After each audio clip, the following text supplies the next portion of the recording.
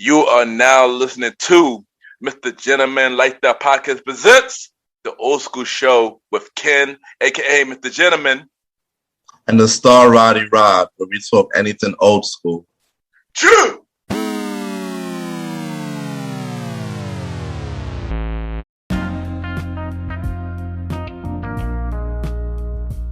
Yes, hello everybody. This is your boy Ken, aka MrGentleman, 1/4 of the Premier Podcast, and your host of MrGentleman Like That Podcast. Welcome to another new episode of MrGentleman Like That Podcast presents the Old School Show. Hope all is well. And y'all already know myself and the Star Roddy Rod is back. And y'all can check us out on the Old School Show every 4th or 5th Sunday at 12 a.m. And on this episode, we are back with another episode. We got 2000s and 2010s popular sitcoms, and we got the girl Vanna Bee back on the show. So we're gonna discuss, 2000s and 2010s sitcoms. And y'all already know what to do. Sit back, relax, and I'll be right back.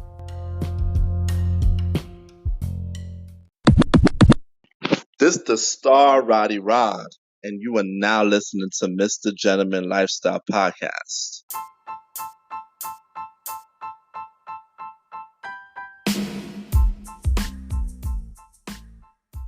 Hello, everybody. This is your boy Ken, aka MrGentleman, and I am the host of MrGentleman Lifestyle Podcast. And this commercial break is brought to you by MrGentleman Lifestyle Podcast. On MrGentleman Lifestyle Podcast, we interview many guests about their life journey, pretty much where they come from and where they at now. Also promoting their brands or whatever they're doing at the time they come on the show. We also have the host talk about personal stories about himself and everything that he's been through. And also we have fun conversation about anything music, anything old school, relationships, wrestling, and many more. And y'all can tune in to MrGentleman Lifestyle Podcast every Sundays at 12 a.m. We are also on every Thursdays at 12 a.m. for Spin-Off Series Thursdays, where we have all of MrGentleman Lifestyle Podcast Spin-Off Series all in one day, where we have a conversation about music podcast every first Thursday at 12 a.m. The Old School Show with myself and the star Roddy Rod every 4th Thursday at 12 a.m. And we have Date Night Talk Podcast with myself and Miss Vanna Bee every 2nd and 3rd Thursday at 12 a.m.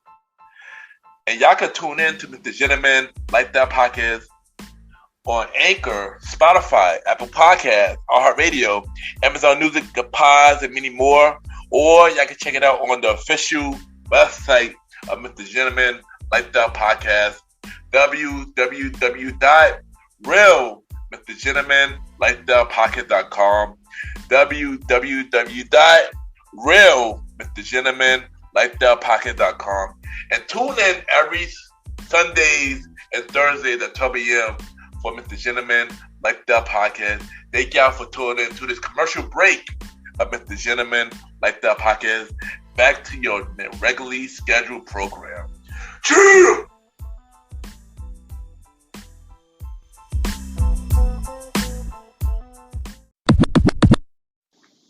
Hey, this is your girl Vanna Bee, and you're kicking it and listening to my boy on MrGentleman Lifestyle Podcast.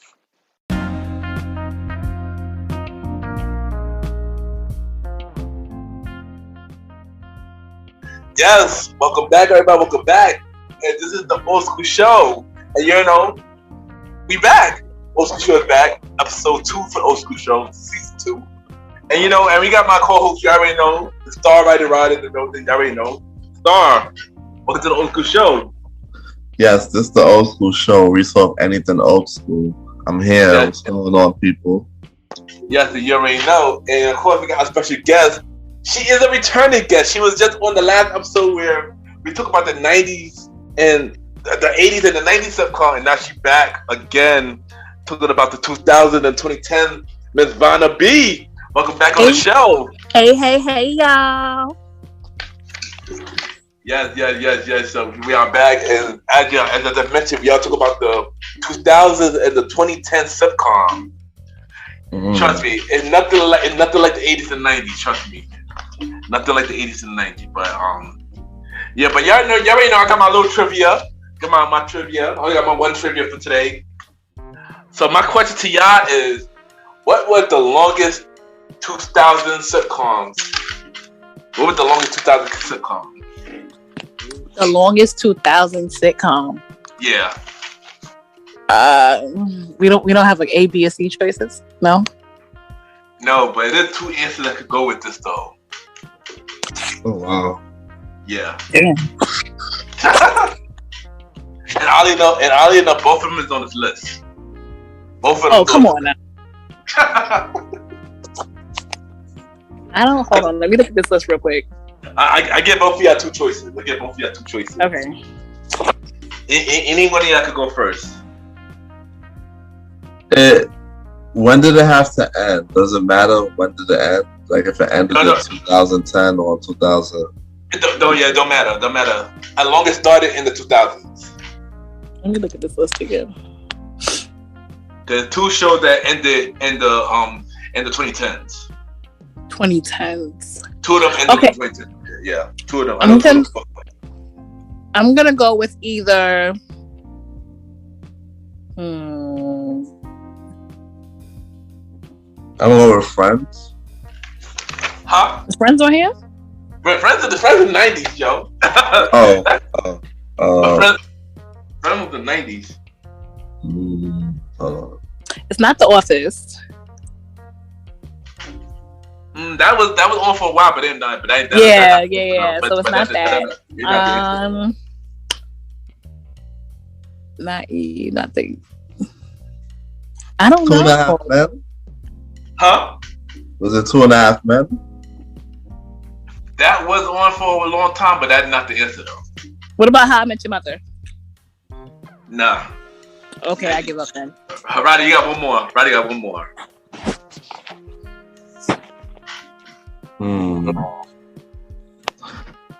I give up. I can't think of the answer.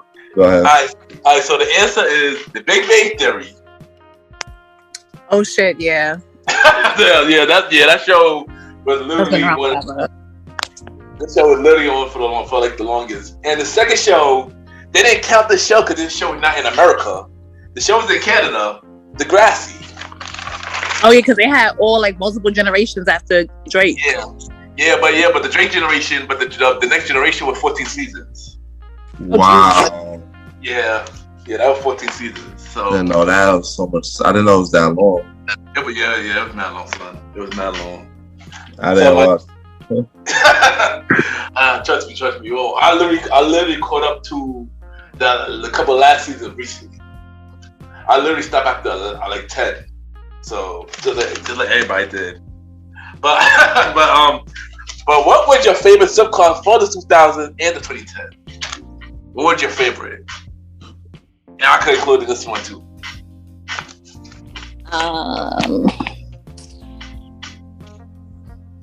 Let's see. Off the list or in general? In general. First of all, I love The Office. I watch The Office to this day. Like literally, The Office does not get old to me at all. It still hits the same. And probably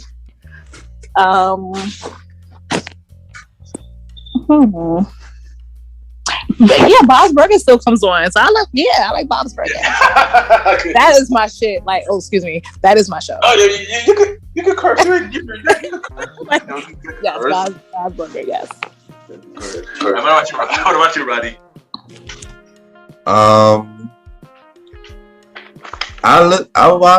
I still watch Everybody Hates Christopher comes on. Let me see. I still watch like 2.5 Men.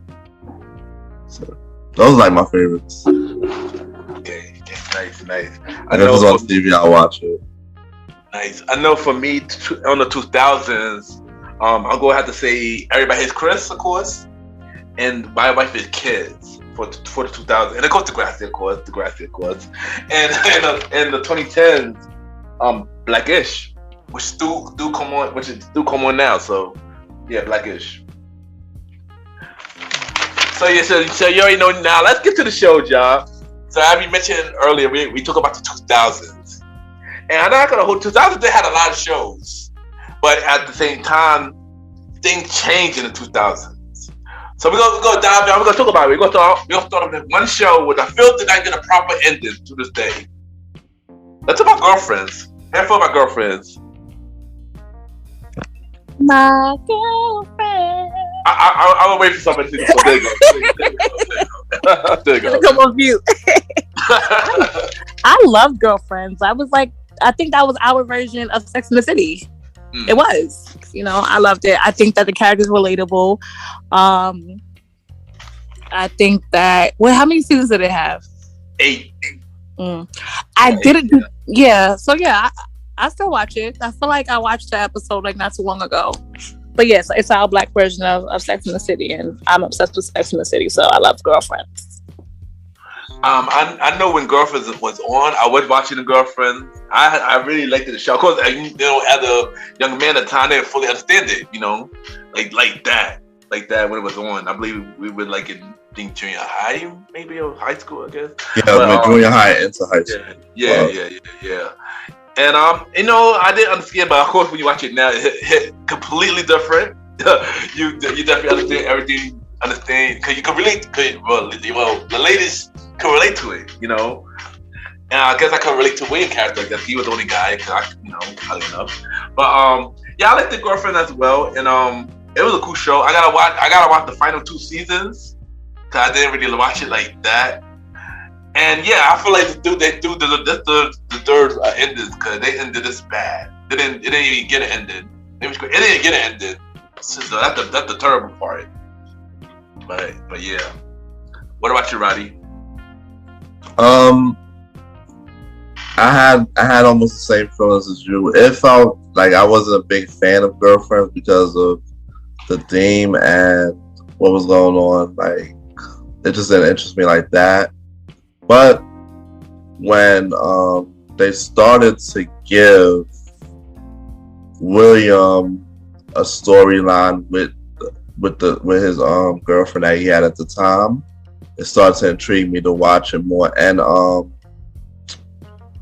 Tony husband was coming in, Darnell, I think. Oh yeah. No, that was Maya, that's right? Mike's husband. Tony married the white guy, the short midget. Tony married the white guy. Yeah, there you go. Whoa. Sorry, not midget. Sorry, I didn't mean to call him now. I'm sorry. He was short man. He was short man. Right. Right. So for me, when they start to throw in these storylines, it starts to get a little bit more interesting on my part. So it was something that didn't really interest me at first for a long time until like the storyline started to grow and they do stuff that was relatable for me. So that's how I felt about Girlfriends. And I do believe that they should have tried to come back with some sort of ending but what was good was when what's her name had her show on Blackish that they all appeared in that one episode. That was dope. They made it feel like the nostalgic vibes, and they made it feel like we're your girlfriends and we're here for you one last time.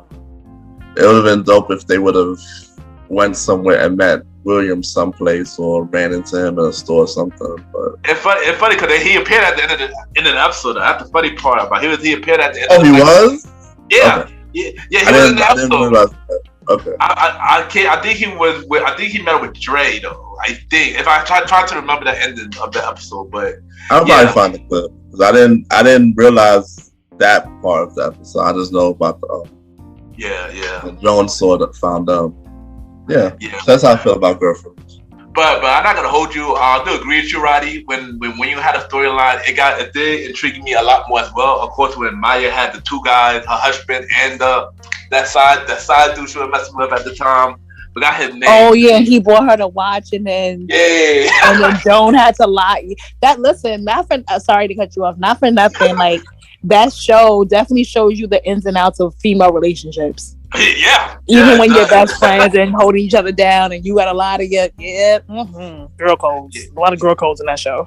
I learned a lot of girl codes. Maybe I stay with it a lot more watching girl. I ain't gonna hold you. And also the Tony storyline too. When she got with Greg, or she got with the white guy, and then and stuff like that. I like the Tony, like basically her growth in the show. I liked her growth in the show. But one thing I did what they had an ending, because remember when they got canceled, that and the game, which we're gonna get to the game in a minute. CW had a writer's strike, and they canceled those two shows like off the bat, And a lot of people don't know this, but Girlfriend is a spinoff of the game. A lot of people know that y'all watched one of the episodes. They had a Black Door pilot of the episode, and Joan what's your character? Melody. There you go. Joan is Melody's cousin, and that's how the game was set up. But in the original pilot, Backdoor pilot, Darwin wasn't. Pooch wasn't. They didn't put Pooch. Darwin was a completely different person. It wasn't Pooch at the time until they had actually showed the game happen. So it's just a MrGentleman facts, just in case nobody knew about Girlfriend with a Backdoor was a spinoff to the game, or no, the game was a spinoff to Girlfriends. My bad. Then now let's talk about the game. Oh, and by the way, Girlfriend should have a movie or something too. At least to finish it. Yeah, like right now, I feel like all of the cast are still alive and working through it before they are.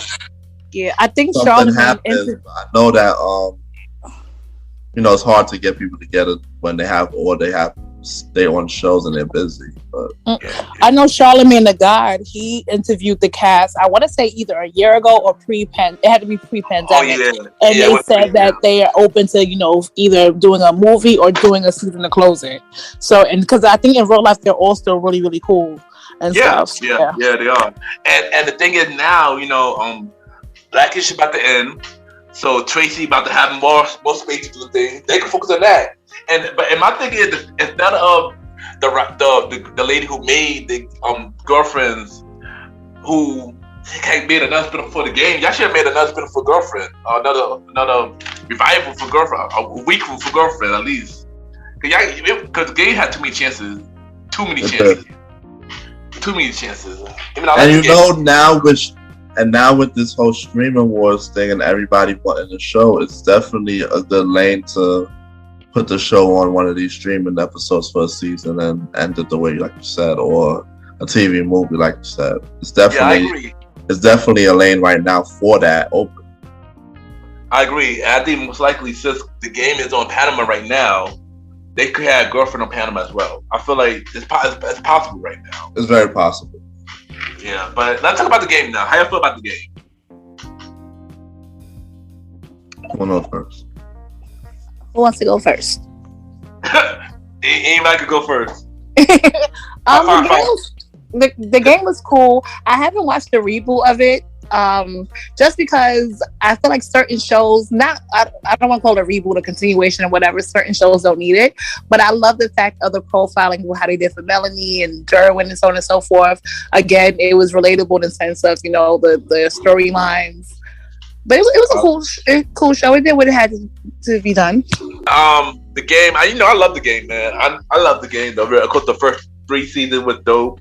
With the original cast, Melody, Darwin, Jason, one of my favorite characters, Kelly, of course, Malik and Tasha Mack. I love the first 3 seasons. I know when the 3rd season, I didn't watch the 3rd season. I was busy. That day I started getting busy.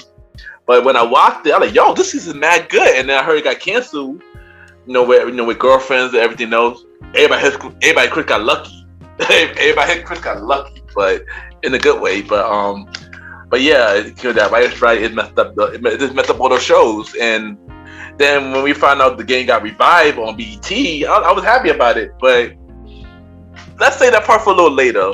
Roddy, how you feel about the game? I loved the game when it first came on. It was fresh. It was good.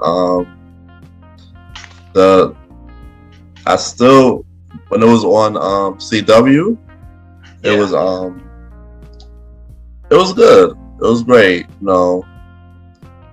And it's like they had a lot of story. They had a lot of relatable stuff with the sunbeams and the football and the stuff.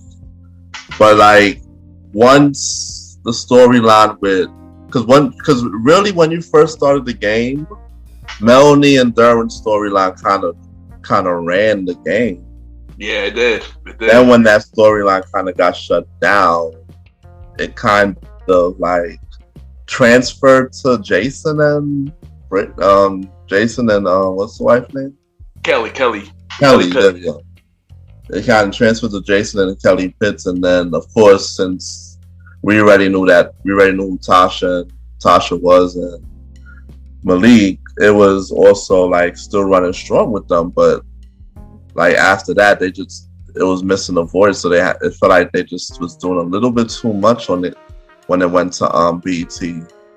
Alright, so let's talk about the BET version of the game.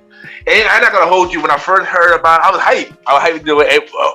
Many people were processes for the game to come back, and they got the game back. So they moved to BET. And how I feel about the BET version, the first 2 seasons of the BET version, I enjoyed it. Not like how I did the CW version, but I enjoyed it. But I do agree with you, right, that they were trying a bit too much. And then when Tia and Pooch left the show, and you know we had Brandy come in, which I love Brandy, by the way, you know, and we had Lauren London, which I love Lauren London too, and my guy Jay Ellis. I don't know, to me it didn't feel this. It was a bad show, but it just didn't feel the same for me. It didn't feel the same at all. Yeah, but I do kept watching because I was a fan of the show, and I was a fan of all of them that came on the show. But it just, I don't know, it just felt different. It just didn't feel the same for me. That was it. Nothing too negative. It just didn't feel the same for me. But what about y'all? How y'all feel about the BET version?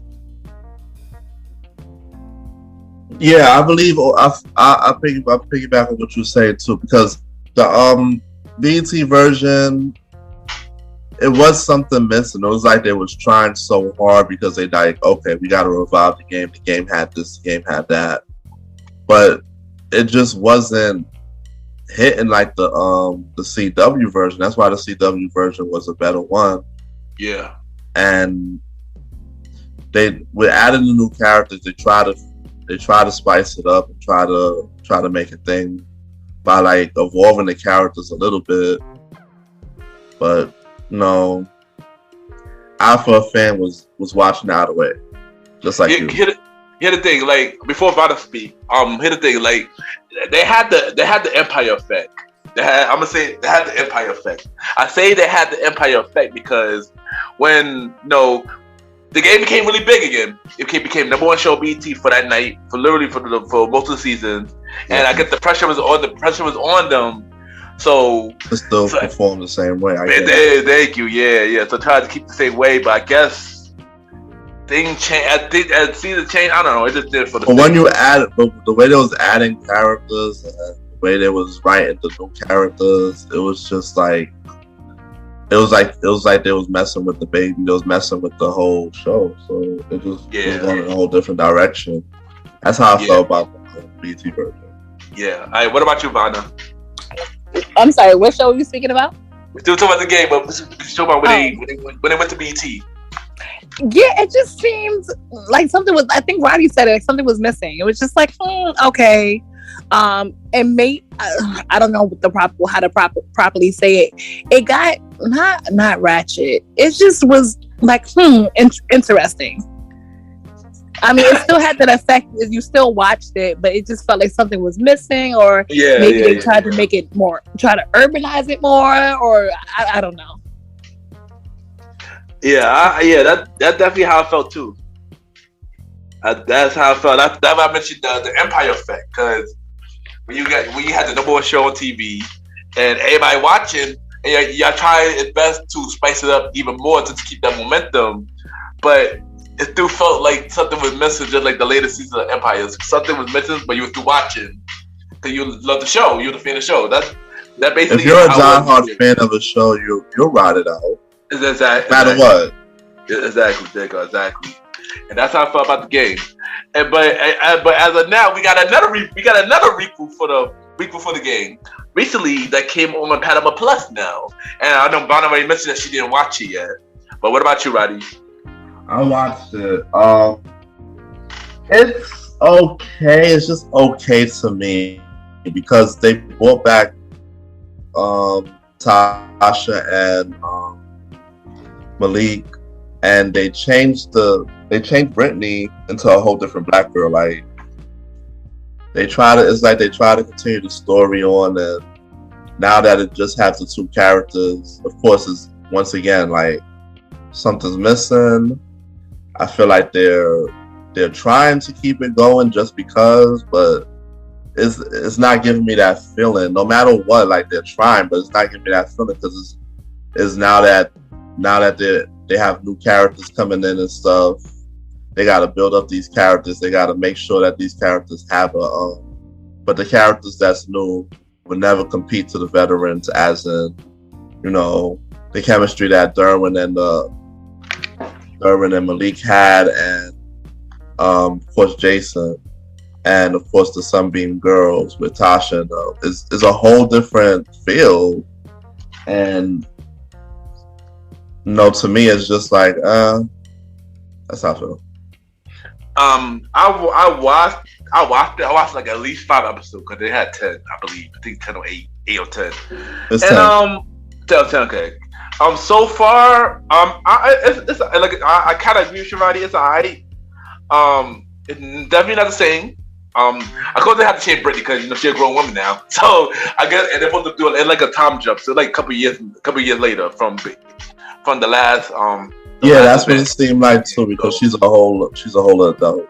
Yeah. She's like 21 in this version. So yeah, she's like 21 because on the original she was like 16. So they time jumped it. But I mean, for me it's cool. I mean, but I honestly feel like it didn't need a reboot though. That's how I feel.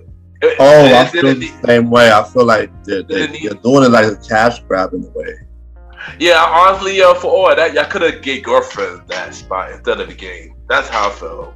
Girlfriend should have got that instead of the game. But maybe it's more hope now since Tracy is not doing Black Ish no more. So maybe it's hope that they could do it now. But we see what happened. Yeah. And let's just dive into the next show, man. Let's dive into the next show. Next we got 101. 101. That's with Flex Alexander and Kyla Pratt, right? Yeah. Yep. And Old Boy and Bobby from Cousin Skeeter. Yeah. Yep. Yeah.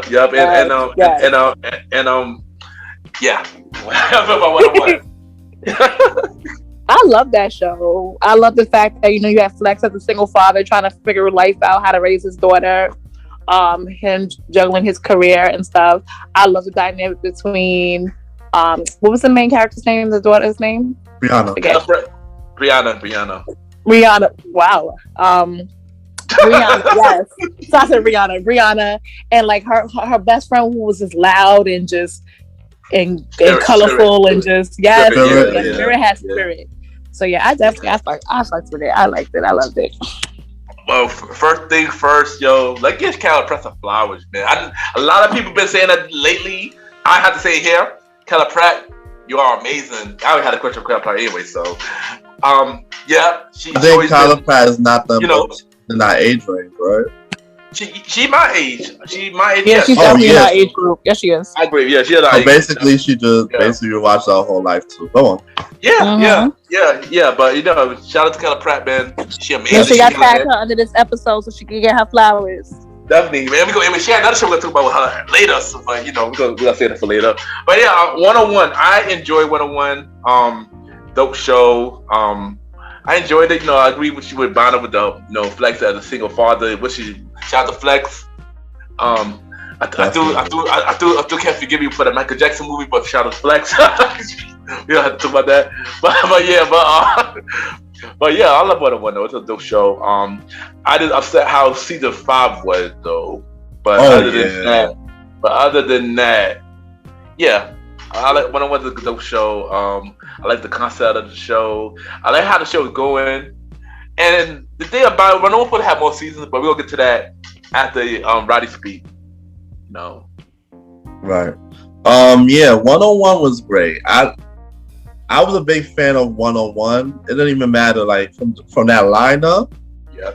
It's like I never missed the episode. I just made sure whatever was on that lineup during that time, because this was the UPN was thriving. Yep. Moesha, Park. I think Moesha was this is Moesha last season. Park, well, we didn't know what the last season time. Park is 101, and then with something else, and Girlfriend, I think that was the lineup. I think that thing half and half in a couple of other shows. No. Over the years. Have. You're right. It was Moesha, even a couple other stuff. Yeah. Because this was 101 on Monday, so this is definitely Moesha, half 101, Girlfriend, and half and half. Yeah, there you go. That was the lineup. So like during that block, I never missed or turned from 101. Like I was in love with that show. I'm not gonna lie. That was one show during that block I never missed. Yeah, so 101 was great. You know, with Flex, the daughter Brianna, Friend Spirit, Arnaz, and the Dwayne. Yeah, Dwayne was. Yeah, Dwayne. Yeah. So it was great. The chemistry was good. The show was actually really great. I wish the show would have just went on for like a longer time, because how good the show was. Where they went wrong was when she did go to the California in season 5 and they threw in the Norwoods. Ray J would add to the cast. Stuff like that. Brandy, and then the Brandy girl later, Brandy later, yeah. And then the other guy, like I understand, like that when 101 was on, we was driving in high school and stuff, and junior high to high school, because it was on for a couple of years. But and so like I don't know, it turned me off because they was doing a little bit too much when they moved to that next thing, which kind of got it canceled. So hey. Here's the thing. Well, one, I agree. I didn't like the 5th season like that either. But of course, when you know when shows go to college, they tend to change the narrative completely. So you could. But yeah, I understand, because whenever you go to college, you're not with your high school people anyway, or if you start a new job, it's the same. Yeah, but things are gonna automatically change. Yeah, true. But also, I didn't like how it ended, because we had a cliffhanger for the end of 101. Yeah. Yeah, we did. You know what happened? Yeah, I remember what happened. Arnaz, turns out Arnaz was in love with Brandy character. So Brianna was like, go after him and stuff like that. Like, one of the friends came to the room, and turns out Brianna was sleeping with Ray J, and then ended like that. Yeah, I know. Yeah, no. I mean, what they tried to do with the thing was roll them up and show them in a different light. I get it. Yeah. So maybe that's what also turned me off too. Yeah, but the thing was, 101 was not supposed to get canceled. It was actually supposed to have more seasons, a lot more seasons actually, because it was a popular show. But then somebody bigger wanted to add their show that he was producing at the time, which I got love for the dude, but I didn't like the show like that. And he wanted to add his show, and they I guess they cut 101 off basically to add his show. Yeah, I spoke about this on the first episode of the Old School Show. And this show is is of all of us. Will Smith and Jada Pinkett produced that show, and they wanted to add this show to the lineup, and they canceled 101 because that one of the reasons why 101 got canceled, because they wanted to add this show in. So yeah, but hold up, before we go to all of us, Vanna, do you got anything else to say about 101? No. I loved it. That's it. There you go. All right, let's talk about All of Us. How you feel about All of Us? That was the one with Lisa Ray and Keisha Campbell's ex-husband, right? Yeah, Dwayne Martin. Yeah. Will Smith and Jada Pinkett produced that show. Yeah. Oh, because they were divorced and they had the co-parent and stuff. Yeah. I know I definitely watched it. Do I remember anything I was like, oh my God? No. But I did enjoy the chemistry of the show and things of that nature. I honestly just can't remember like a part that like sticks out for me like that, if that makes sense. Nah, I get it. I get it. I watched 101. I mean, not 101. All of us, my bad. All of us. It wasn't a bad show. I know. On the first episode of the Old School Show, I slandered the show because Mr. Sands was on the show. You know, shout out to the bro, Mr. Sands. He was going hard for the show. I know you're gonna be like, well, listen to the episode as well. But yeah, back to the main thing. But yeah, so I mean, I enjoyed the show. Like I agree with Vanna. It was not really nothing I really remember like that. It was not special. The only special thing about this show was when Will Smith was a guest on the show one time, and that was pretty much it. That was the only else I really remember. So yeah. But it was an alright show though. It was an alright show. That's all I can say about it. Yeah, all of us definitely didn't grab or keep my attention at all. Sorry, like it just didn't. Yeah, but I got shout out. Maybe it just wasn't. It just wasn't for me. Did it last for a while? 4 seasons. 4? Yeah, 4 seasons. That was a little bit though. It was. But yeah, I got shout out one person. Shout out to the homie Tony Rock. He is my cousin, my marriage. No lie. Really? Yeah, I'm dead serious. The Rock family, yeah, I'm dead serious. I talked to you about that off screen. But yeah, I'm dead serious. Hello? Yes. I'm dead serious. Right, I'm actually okay. So to be very honest with y'all, I'm checking something about all of us because I want to see something before I say it. So I don't know if we're gonna go to the next show, but I want to. No. If you got more to say about all of us, so I'm recording. So I'm sitting here with my friends. So they're like, "You don't remember this? That something happened in the show?" And I was like, "No, I don't remember it." So I wanted to check on YouTube and see if it's accurate before I say it. So give me a second. Here comes we got the Vanna facts. We got the Vanna facts. You already know she about to say it. I'm curious about what this thing that she about to say. And we can move to the next show and then circle back. Okay. Okay, so the next show we got that was also we're gonna knock out all this UPN lineup stuff. So we got Eve at the next show. How you feel about Eve? Eve, how you doing? Eve. I thought the show doesn't have a memorable theme song. Then I can't really do it. So I really can't do it. That's true.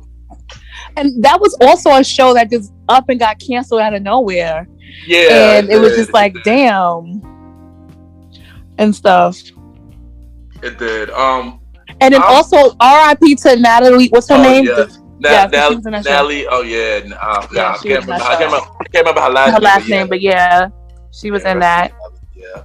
Old boy from not Grey's Anatomy. Well, he is in Grey's Anatomy because he played her little boo thing and stuff. Yeah.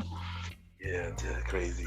I enjoyed Eve. It wasn't my favorite show. I definitely did watch. I watched literally every UPN show.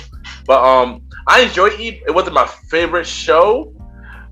I mean, I like the first season though, but it wasn't a bad show. It just wasn't my favorite. I feel the same exact way, but about the Eve show, like it was. I just couldn't fall in love with it, but I was still watching because it was on. Yeah. I still watch it too. But I do like the theme song though. Eve, that theme song though. But yeah, I mean, I just wasn't feeling Eve like that, like the show like not that. Hard Body. And I feel like she next to Queen Latifah, she's like one of the second female rappers to have a show. Because we have Queen Latifah, Eve. I don't remember any other female rapper having a show also. That's true. Now that I think about it. Yeah, I don't remember. I don't remember either. Anyone else having a show. Me either. That is true. You might be right. That might be it for the female rappers for now. Yeah, that's true. Wow. But the way things are going now, sadly, they might bring that back because a lot of the lane is open. Yeah, I mean, you remember look at Queen. There's a lot of the Eve Queen was definitely good. Yeah. And stuff like that. Yeah, I feel like, but the lane is definitely open though. Lame is definitely. I'm pretty sure more people did it. I just can't think. I just can't. Or if it probably didn't be successful. You know how they do like pilots and they do a run but it don't make it. Like it could be like that. Yeah. But you know, shout out to Evie. She just had her baby. You know, shout out to Evie. Shout out to you. Yeah. Hold up, Vanna, did you find that fact yet? So apparently there was an episode, and I had to watch it and be reminded of all of us when the little boy was at a birthday party, and him and a white child are playing a card game, and whatever they're playing goldfish. So apparently, the little boy like he goes, goldfish. He's like, goldfish, nigga. So now I had to verify because I was like, wait, is that just a meme? But now I do remember that episode. And like everyone's looking at him, looking at Lisa Ray like, what the fuck? Oh yeah, I remember that episode. Now I think I already just remember that episode now. Right? See, yeah. So that's why I had to confirm. Yeah, I remember that. He said, goldfish, nigga. I feel like I saw that clip like not so long ago too. That's the funny thing about it. I just don't remember. Yeah, that's why we had to look for it. That's why I was like, wait, give me a second. We gonna find it. There you go. Damn. There you go. I forgot about that. Thank you for that fact, Vanna. Thank you for that fact. All right, next we got half and half. How you feel about half and half? With the two sisters, right? They had the same father but different mothers. Essence, and I forgot the other young lady's name. Again, Essence, she needs her flowers too because she's been around forever. She's Louisiana. I love me some Essence, yo. Yes, she's beautiful. I liked. You know what I liked about it? I think I liked it because. Thank you, Essence Atkins. Yes. Yeah, there you go. I liked it because I liked the dynamic about. Oh, and then Rachel True, yes, Shorty from the Craft, yes. Don't forget Rachel from Fanny Matters too. Yes, on Rachel, yes. On Rachel, there you go. Because you know what I liked? I liked the dynamic between like half siblings trying to like foster a relationship and like figure each other out and being two complete opposites, like quirky or whatever. Yeah. And then you have the bougie side, and then the two moms couldn't stand each other. And then when Essence's mom got pregnant with the baby at like 100, it was just like, what is happening? And also the dynamic with the guy best friend, I forgot his name. Oh yeah, shout out to him. Yeah. Dude, Dude is talented. Shout out to him. Chico Beamon, Spencer. There you go, Spencer. Yeah, Spencer. Yeah. It was definitely a really like cute show. It's one of those like if I had I have a sister in love, but if I had a sister, I feel like that would be our relationship. That would definitely be it. Like it made me want a sister. Yeah, shout out to that sister you're talking about. I think I know you're talking about. Shout out to my sister. Hey, sissy. Every time my sissy out. I also have my Danielle too. So wait a minute. Shout out to Danielle. Shout out to Danielle. Big job. But yeah, half and half. I enjoy half and half. I didn't watch it a long time. I know it's on Netflix, but I didn't watch it a long time. It was a cool show. Like I said, I love Essence. You got Aunt Rachel, the mother who was in the lady who was in Jumping the Broom, messy as always. Shout out to Chico. Yeah, it was a good show. I like half and half. What about you, Roddy? I liked half and half. What drew me when the show dropped though was the amount of star power they had on the show. That's kind of what drew me at first, and then when I realized it was good, I just kept watching it. I was into it. I just wish that it was more of a syndicated show over the years because it's very hard unless you have Netflix now. But it was very hard. For some reason, I realized I was in the syndicated everywhere, like everything else.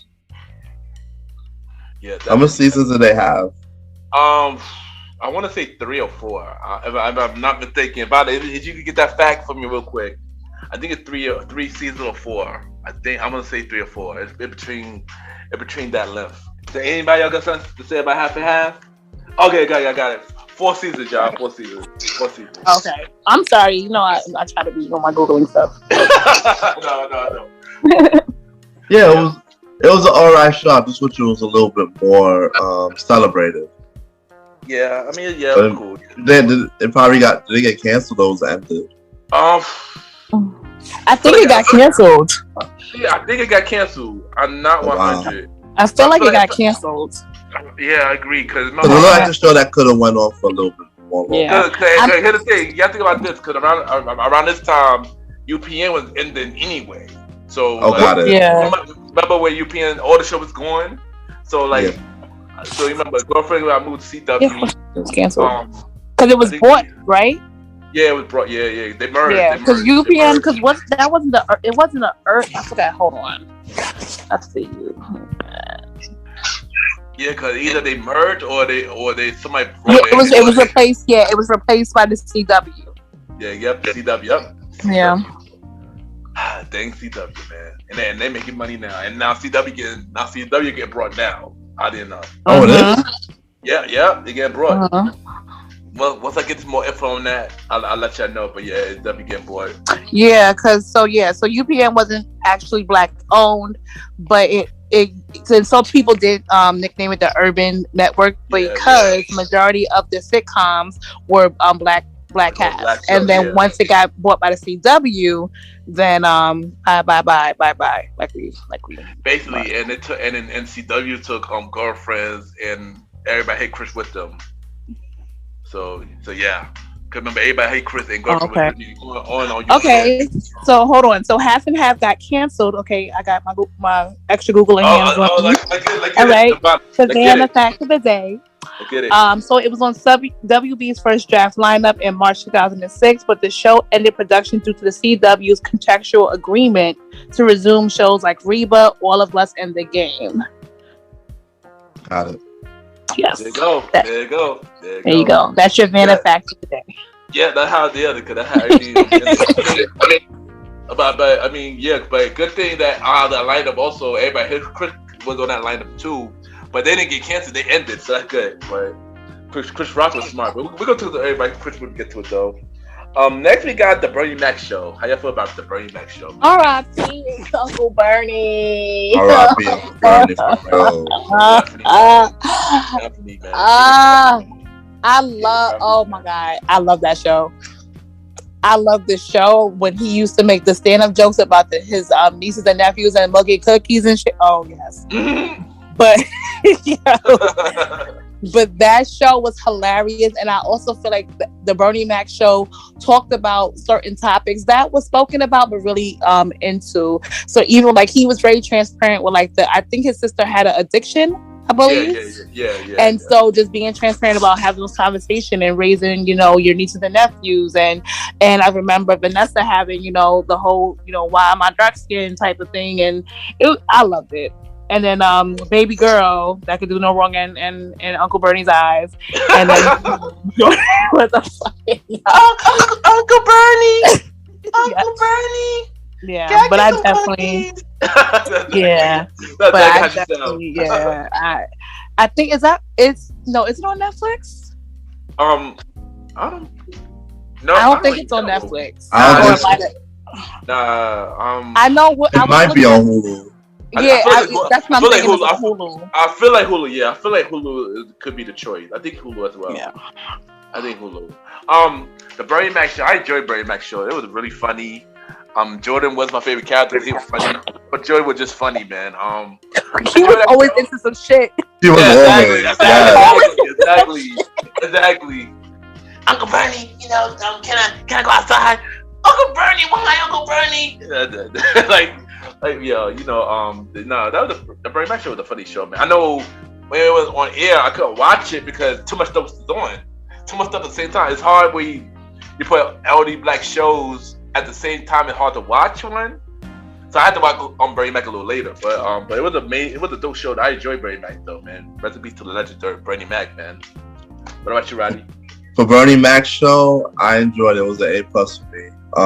I watched almost every episode back then. Like, it was one of those shows I watched every episode too. So I love Bernie Mac and all the kids, Vanessa, baby girl, and of course, it was crazy. And then Aunt Wanda.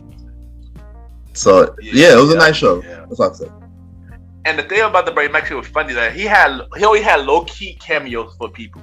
Yeah, she did. Out of nowhere though, like that random though. Like one episode, also Stone Cold there. Like Stone Cold was in one episode. There's many people, yo, but the guy who played Brumman, he was part of the he part of the cat. Yeah, he part of the cat. He was actually part of the the round table when they used to go play. Like whole poker and stuff. Yeah. So seeing him again was great. Yeah. But now I enjoy Bernie Mac though. I enjoy Bernie Mac though. I've always been a funny show for me.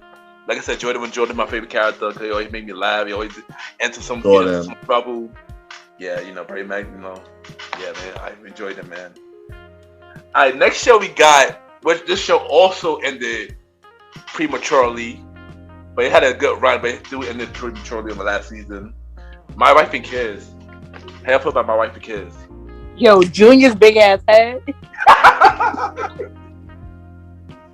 Again, another show that Junior had a baby, and you had Claire, and then I think the Marlon dynasty, the Wayne dynasty, is something to be recognized. Of course, definitely. I feel like I don't think the Wayne's family gets enough credit for how genius they are. How one brother literally put all of them on, and it's starting with A Living Color. Yep. So absolutely, I loved it. I love the fact that Tisha Campbell, again, was in it, and just a dynamic, and how it, again, a relatable show. Show with Junior and that big ass head, Lord Jesus. I'm not gonna hold you. My Wife and Kids, man, that was a funny show, man. Damon Wayans was hilarious. George Gore, hilarious. Tisha Campbell, hilarious. Katie, I forgot her name. She hilarious too. She was hilarious. Claire was hilarious too. I was actually happy that they changed the Claire, because the original Claire was boring. I'm not good. It didn't fit. It didn't fit the show. She wasn't a bad actress. She just didn't fit that role. And then when they added Jennifer Freeman to Claire, it was like, okay, this is more like it. Yeah, like she fit more funny. She was hilarious. Like I got a lot of My Wife and Kids moments, man. Like also one episode, like I said, I mentioned last episode, Betty White was on the show at the maid. That was one of my favorite episodes. Junior was the Cole and the Waldo in the 2000s. We had to put him in. He definitely was. I agree. Was. But he got pussy and he got a girl pregnant. So whoa.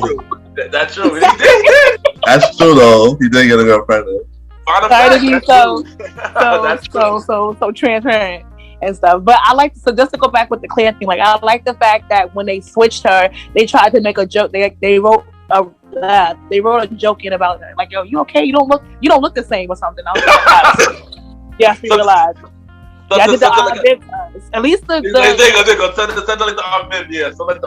it's almost like because I want to say Jennifer Freeman in the first Claire, they favored each other. So it's like, okay, well maybe they did switch. When they did Aviv, they just completely switched to Aviv. Yeah, but I feel like the switch was actually a good switch because Claire had more personality when they switched her. They had more personality. I know the reason that she got taken off the show because the original Claire mother, she didn't like the scheduling. She said she couldn't do it because she had school and stuff. So she said that I had to pull her from the show.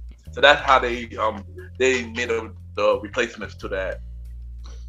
And also, don't forget Megan Good was on the show for a while too. Yeah, she was. Before they switched her, Megan Good was on the show too.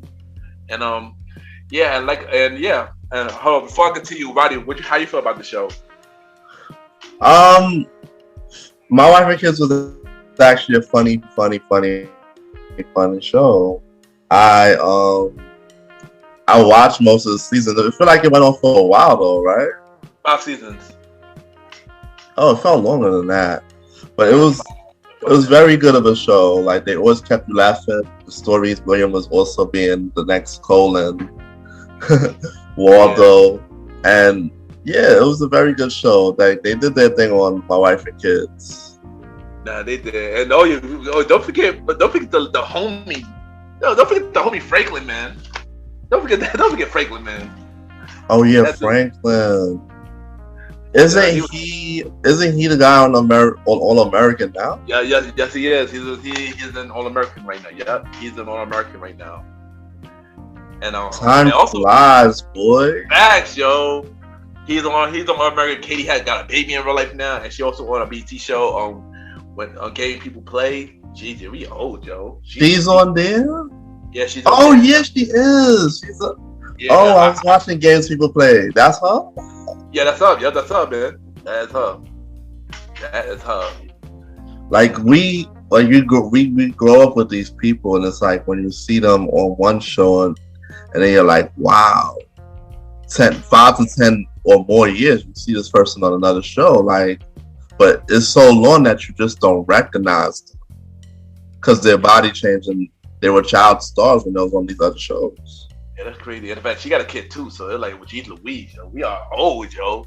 Geez Louise. but I'm gonna talk about how the show got canceled though. Well, last season, they left us in a cliffhanger on the final episode. I'm trying to remember. Don't forget Tony too. Tony is a funny character too. Tony, he's a funny character as well.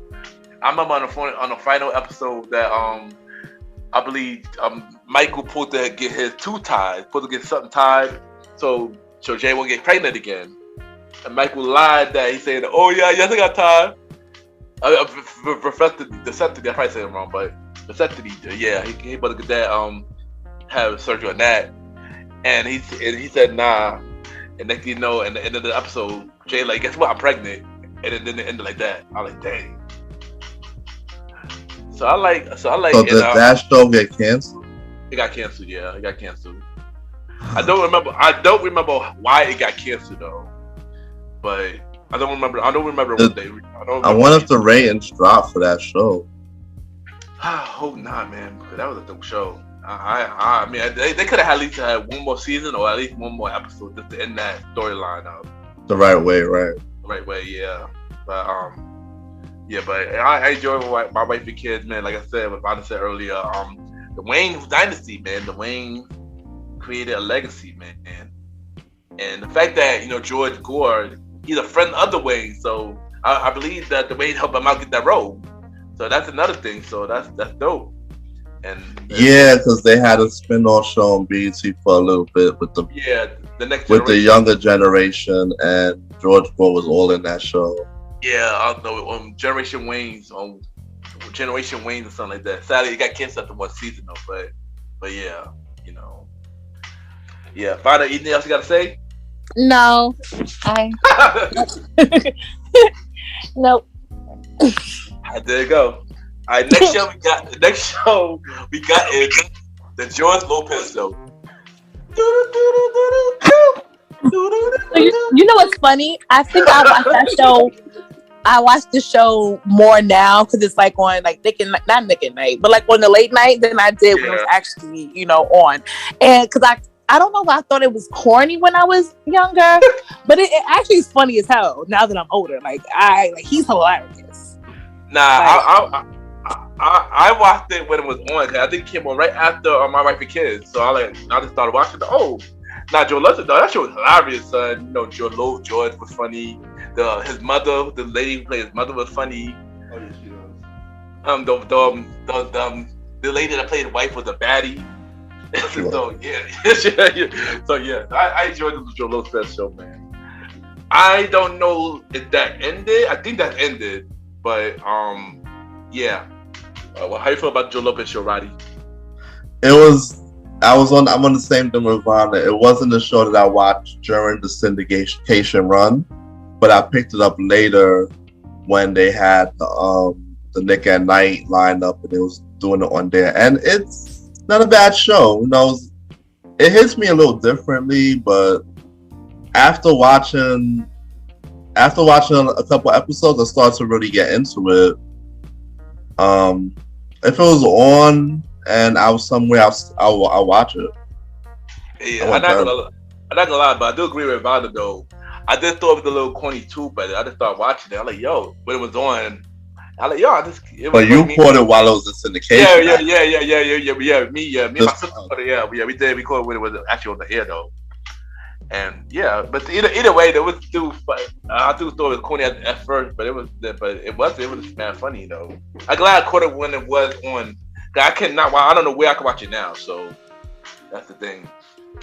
But yeah. All right, next show we got is What I Like About You. Have y'all seen this show? Wait, is that the one with Helen? The shorty from the Twister, from the movie Twister? Is that show? No. Okay. Do you remember Amanda Bynes, who was on all that, and she had the Amanda show? Oh yes. Okay, yeah. This her show. Skip me. Come back to me for the next one. All right. What about you, Roddy? So it was a good thing for to see Amanda grow up in the show, but it didn't hit for me like that. I tried, it just didn't hit for me at all. Maybe it was because it was more of a female-centered show. Like when you really truly watch it, the issues were more about what females was going through. Yeah. So this show didn't hit for me, and that's just it. I mean, I watched this show because I had a big crush on Amanda Bynes, so I definitely watched it, and it was a cool show. It was a more female show because about a little girl who moved in with her big sister and stuff like that, and she lived in. So the topics of the stories was definitely geared around. It was definitely. It was more of a woman's show. Yeah, like more a woman could relate to it. Also, like, cause my guy was in the show. My guy Jonathan Wesley. He was on City Guys. He also was Sweetness from Robound. So shout out to him. Jonathan Wesley. My guy. Yo, I want to see him on screen more. Yeah, me too, yo. Shout out to him. He liked my post when I posted. Oh, really? Yeah, he liked he comment on it. When he when I posted City Guy, he just put a praising hands emoji. Oh. Yeah. I was shocked when he did that. Shout out. So I got to shout out to him for doing that. Maybe it's possible for you to get him on the I'm gonna be like Vanna right now. I gotta tag him on the episode. Yo. Shout out to the homie Wesley. Yeah. Wesley. What's the name? Wesley Jonathan. Yeah, Wesley Jonathan. Yeah, I gotta get his name right, man. You have an open invitation to come speak with Mr. Gentleman Lifestyle. Facts, yo. Sweetness. Y'all watch Robot. Y'all know. Y'all watch Robot. Next we got Malcolm in the Middle. Life is unfair. Oh my gosh, I was in love. Yeah. I love that show. How you like Malcolm in the Middle, man? Oh man. Malcolm in the Middle was great. What intrigued me about that show is the time period that it dropped was perfect for us because we was around that age with facts. The brothers, and then you can relate to the older brother Francis going to the military and barely hearing from him and stuff like that. Facts. And it was, but the mother Lois definitely ran the house. Yeah, yo. Oh my God, yo. That show was hilarious, yo. Freaky Moon, man. Yo, like it's a friend. Especially with the friend who was in the wheelchair. The wheelchair, yeah. Oh my God, yo. The show was hilarious. And his father, when they started to pick up on their characters, it was just too funny. No, it was hilarious, yo. Like I used to watch that show faithfully, man. Me too. On Fox. I can't remember what day it was on. I feel like it was on a Sunday, but I think it was with the Sunday King of the Hill and Simpson lineup for a while. Family Guy, it was 9:30. It was on that 9:30 flight. On Simpsons, King of the Hill, Family Guy, and then Malcolm. Futurama when it was actually still airing on. Oh yeah, Futurama was on 7:30. Yep. So it was actually Fox. Yeah, I hated the little brother though. He was very annoying. I cannot stand the little brother though, man. The little brother was very. Dewey?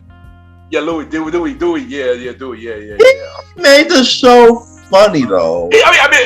I mean, he was funny. He was funny annoying.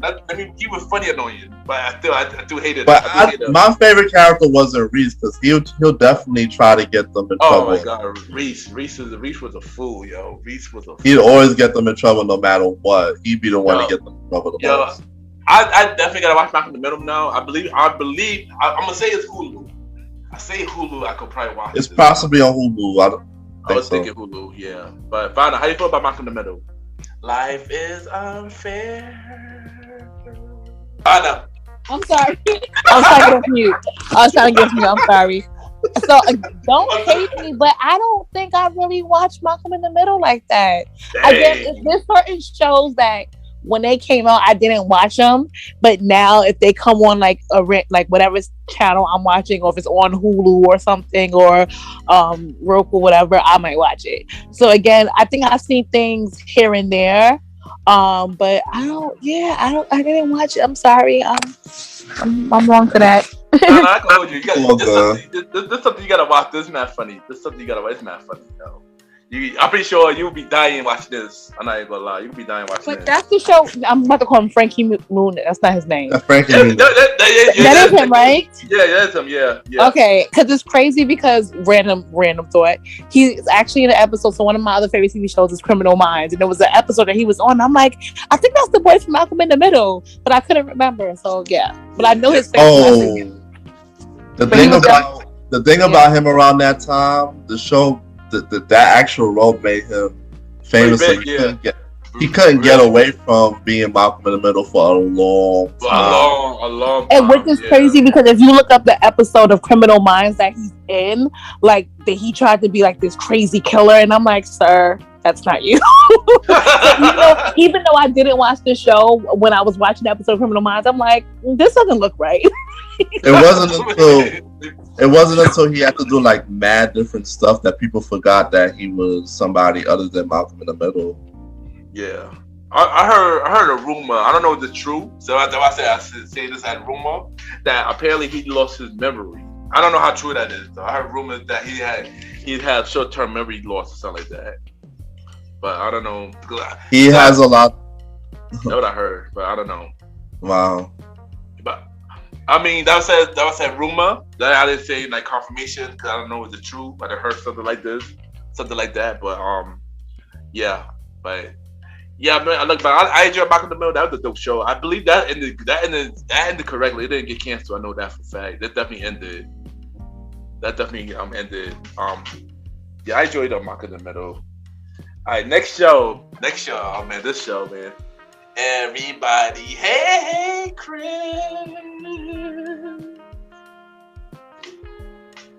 Mm-hmm.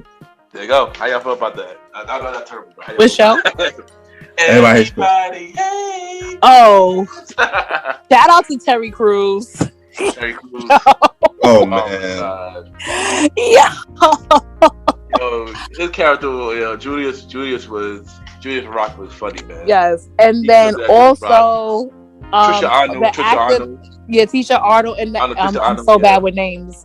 And the actor that played Chris, because he's on Abbott Elementary. Yeah, Abbott Elementary. And he was on The Walking Dead, and when he died, I was like, I'm never watching The Walking Dead again. No. It's funny because I didn't watch Walking Dead, but I saw the clip how he died. I was like, damn, yeah, I was like, yeah. They did hella dirty. So real, I'm like, but yeah.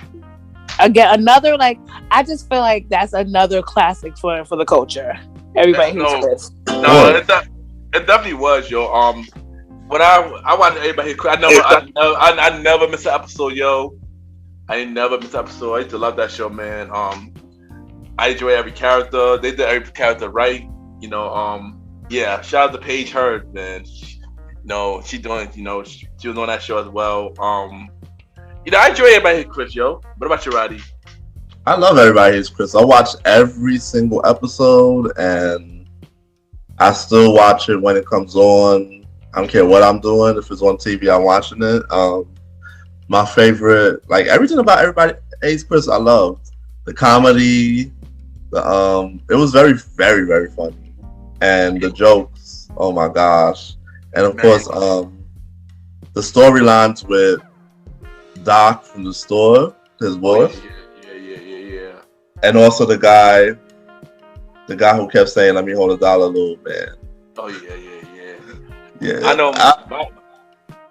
Of course, Julius is another favorite character. Oh so. yeah, definitely Julius. What was crazy is that like I know that when I was watching the show and I did my research that the Rock family is actually bigger than that, but they scaled it down to 3 for the show. Yeah, they are bigger. Yeah, it is bigger than that. Like I mentioned earlier, you know, we somewhat related to them, but yeah. One character that always make you laugh, yo, the dude that played Malvo, man. Malvo, the one who was in jail, he keep coming out of jail. Him? Yeah. Sure, rest in peace to him, man. He died too, man. Rest in peace to him, man. But yeah. But everybody Chris was a dope show. Like I enjoy every episode. I do have a favorite episode. I know the one when he got the basketball team was funny. And everybody thought he could play basketball because he was black. But we got on the basketball court, he could terrible. Oh man. Nah, I love Everybody Chris. You know, Everybody Chris was like one of the biggest show on CW and UPN. So that's why they when they would cancel all those shows, they couldn't cancel Everybody Chris because that was their biggest show and stuff like that. So it ended on a good way and stuff like that. Yeah, man, Everybody Chris. And the thing about Everybody Chris could continue.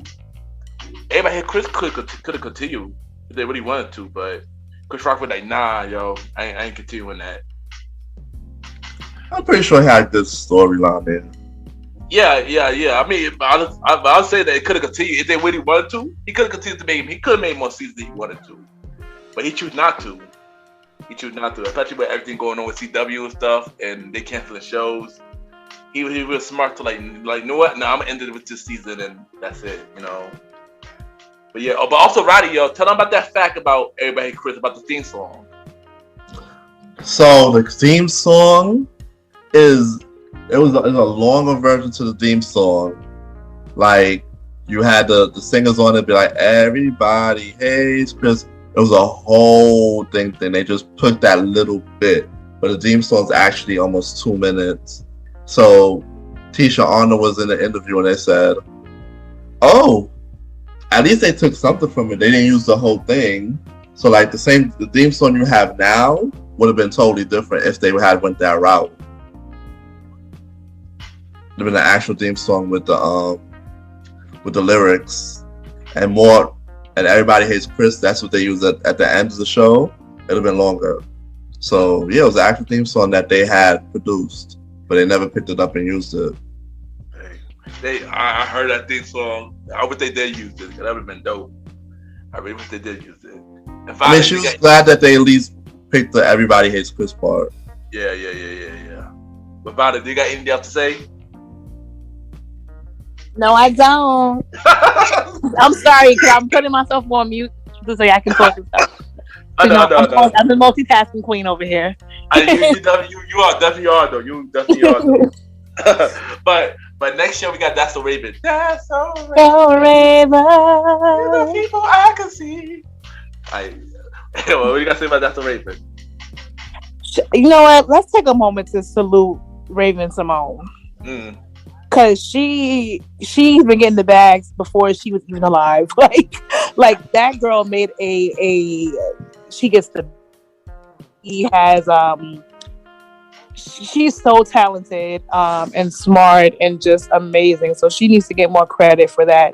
And she's definitely, someone that a lot of people, especially young girls, can look up to and just see her evolution of her, when she started on the Cosby Show to where she is now. She Louise, yo. How she did the Cheetah Girls and secure the bags. Yep. Talking about multiple streams of income. That is her. Yep. I don't care what anybody says. She is the Disney queen, son. She's the queen of Disney. I don't care what nobody says. And when this show was on, she definitely was. She claimed it, and she really did though. But That's So Raven. I enjoyed That's So Raven. It was a dope show. It was a very different concept, Yeah. what they did with the show, and Yeah, I enjoyed That's So Raven though. What about you, Roddy? I enjoyed That's So Raven very much. Especially the concept of her being a sidekick definitely kept me going. You know, kept me into the show. The boy Orlando Brown being the best friend kept my interest too. Yeah, it had all the ingredients of a great show. Like, even though at the time span that it dropped, perfect, because we was in. It resonated with us because we was going to high school when this dropped, and we could relate wholeheartedly with the whole show. Yeah, it was, and it was, like I said, it was a dope show. Sometimes I feel like, for me, like, if the shows drop at the right time and it piqued my interest, it's a home run. It is, yeah. This was one. I agree. This was one of them. And she was like I said, this show was the biggest show on Disney and the longest show on Disney. Turns out, when I did my research, this had the longest season. I didn't know that. How much they had? I want to say 5 or 6. They said this was the longest running show on Disney though. I know the longest show, but I just don't. Let me see how many seasons it had. But I want to say 5 or 6. And it might be even longer now because also she got Raven home too, and that's also been around for a long time too. So they was just treating Raven Simone right. Yeah. On Disney. Oh, okay, this had 4 seasons, but apparently they said this was one of the longest shows on Disney though. Probably the most successful to this date for Disney. It is, and you know, even now Raven through working, she got the spinoff to That's So Raven with Raven Home, in which that now got a 5th season now. So yeah, and the thing about Raven Home is it's literally a continuation spinoff of the show. So exactly, a requel, exactly. Yeah. So in a way, it's That's So Raven continued. Yeah, it's a requel. It's a requel. And I like the fact that she has Adrienne Bailon Halton. Yep. I think it's her last name. I think she's a principal on the show, right? Yeah. So I like the fact that she did that. Like, that was cute. Like, it's like all nostalgic for us. And it's crazy because they didn't, you know, after the Cheetah Girl situation, they had beef for a very long time. But I heard they made up now, so that's good. I hope they made up and stuff like that. So yeah, that's good. And I got one person that never go back was Orlando. Sadly, yeah, no, they didn't bring him. Yeah, sadly, man. For nothing, right? I think he has some things going on, but he's like sober. He's sober and good now, but I think before he was just all over the place and stuff. He was. Yeah. He was wilding though. The boy was wilding. I'm not gonna lie. He was. But I'm happy that, you know, he's saved now. He's doing a lot better. That's what I think now we need an appearance from Orlando Brown on there. I agree. Even if it's the last episode, Raven. I agree. Bring him back for one appearance. Everybody will go wild. I agree, because I know everybody miss Orlando. But sadly, we can't mention the other one, though. Sadly, we can't mention the other person. But which other person? The brother. The brother. Yeah. Didn't he have a spinoff too, though? Yeah, he did. He did have that terrible spinoff. Yeah, terrible spinoff.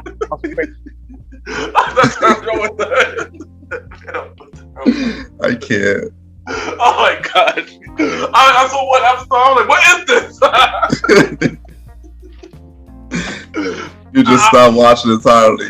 Yeah, I like, nah, I can't watch this, man. I try to watch it later in the life. Yeah, I try like, nah, this is I see by now, and then I watch the show. Oh man, jeez Louise, man. Oh boy, that funny. That was funny. Next, we got another show that Orlando Brown was in though. Shout out to Orlando Brown, the Proud Family. Yes. The ugly ass, the what's it? The twins. the Gross sisters. The Gross sisters. Yes. I'm so happy that there's a reboot and it's back. I love it. I love it. Again, shout out to Kyla Pratt again. Kyla Pratt, yes. Like, shout her out. That show is just everything. Definitely everything.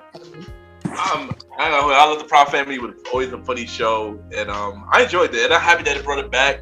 I watched it actually, and it's really good. It's really good. I'm not gonna hold you. It like nothing changed. Only thing different that they older. That's it. Pretty much the same film. They just they older. They try to make it more up to date. But yeah, that's they kept the same feel. That's great. Yeah, they kept the same feel though. Yeah, they kept the same feel. It's them older basically, and then I ain't older by that. Cause I don't remember what age was they when the original show was out. Like not they had to be like junior high, 8th grade or 9th grade or something. Nah, cause now they 14 on the reboot. So I ain't talking about the real life. I'm talking about the characters. No. I'm saying it probably was like 8th grade. When we were 8th grade, you're like 12. Okay, 8. So I guess they're in high school now then, cause they 14. Yeah, basically. So they're high school now. So yeah, I mean, so far pretty cool for first 2 episodes. So all the voice actors are back. Yep, except for Orlando, but they did show Orlando character sticky face. Oh, my bad. If you did see the reboot, my bad. I said enough. I won't say no more. But watch it, y'all. But how I feel about the Proud Family, though, the original show, though. Roddy. Proud Family was a home run. I loved it. I watched it all the time. I love all the characters, the singing uncle. Yes, Cedric. Shout out to Cedric, yo. And I didn't know that was Cedric the Entertainer who's voice. That was Cedric. Yep, that's Cedric, yo. One of my favorite characters. My favorite character. Sugar Mama.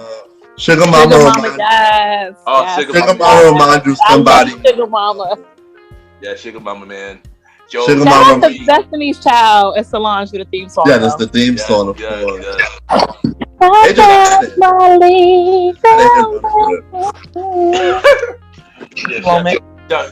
just shout out to Joe Marie Payton, the Harriet, Sugar Mama. You know, I love Proud Family. I'm happy that it's back. Kyla Pratt show, and by the way, Kyla Pratt's on another show now called Call Me Kat on Fox. I found out that recently. The Kyla Pratt getting the money still, yo. She is getting the money. Listen, she's been getting the money since forever, as I said. Forever, yo. Yeah. And fun fact though, Kyla Pratt would do 101 and the Proud Family at the same time. Mm-hmm. Work ethic on 1,000. Yeah. And y'all remember she was in Dr. Dolittle too. Yeah, Dr. Dolittle too with her Dr. Dolittle original, yeah. So she was non-stop working. Yeah, she didn't want to. And also her and Raven were sisters on the movie. So yeah, they killing it, yo. Shout out to those. Oh, there is 3. Yes, she was in all 3 Dr. Dolittle movies. You're right. Sorry, my Google is over here. So because I forgot the last one was her by herself. Yes. Yeah. Last one was her, but yeah, I was saying that her and Raven was both in the movie. Yes, the goats exactly together. Yeah. Black girl magic, yeah. Black girl magic. Y'all already know. So you know, it's like these two actresses. They went into the limelight. No, of course, Raven had her little mishaps here and there, but even now to see that they're still driving and doing their thing, it's like, oh my gosh, like y'all grew up on screen and y'all still driving and still acting, still getting to the bag. That's fact. It's real good to see that, you know, these 2 child actors are still doing it up to this day. It really is. And seeing that evolution and growth and stuff, because I think sometimes like child actors are notorious for like going down the drain and drugs and stuff, but it's really good to see them be successful. Like Kyla, she has her family, she has her daughters who are her twins, she has her bae from Black Ink Compton, who's also KP. Also, Raven is married, she was on The View. They have so much going for them. It's beautiful to see. Beautiful to see. It is. To see them both thrive. Come on, man. Yes. So we're gonna shout out to Raven, Simone. Make sure you tag both of them under this episode. You already know. You already know, man. Both of them get their flowers, man. Man. I love both of them, man. Also, before we do this last thing, before we change it, Trudy! I had to do that. I had to do that, yo. Hilarious. And then also shout out to Keke Palmer being on the reboot. Oh, yeah, did. Yes. So yes. She had another one. She had another one that about to secure in the bag. Yeah, she had another one that kept securing the bag too. Keke Palmer. That's another one. Black Girl Magic, y'all. Black Girl Magic. You already know. All these people still relevant. It's great. Yes, that is true. All of them is still relevant. So that's dope. Next, we got Drake and Josh. How you feel about Drake and Josh? That was on Nickelodeon, right? Yeah. Yes. It was cute. I liked it. I liked that show. It was cute. Drake and Josh was a cool show. I watched it when it was out. It was a cool show. I mean, of course, they started off on the Amanda show, and then they decided to get them whole show, pretty much make them like the white Kenan and Kel. but no. Shout out to Josh. I don't want to Drake doing a lot right now, but shout out to Josh. He killing it on How I Met Your Father. The show on Harry Duff right now. He's on that show. Oh wow. Yeah. He's on that show. I had no idea that he was on that show. Yeah. He's on the later episodes. He's okay. On the later episode. Yeah. So you watch that's a cool show though. How You Met Your Father. That's a cool show. Wait. Oh, the new one that just came out. The new one. Oh, yeah. Right. Okay, got it. Yeah.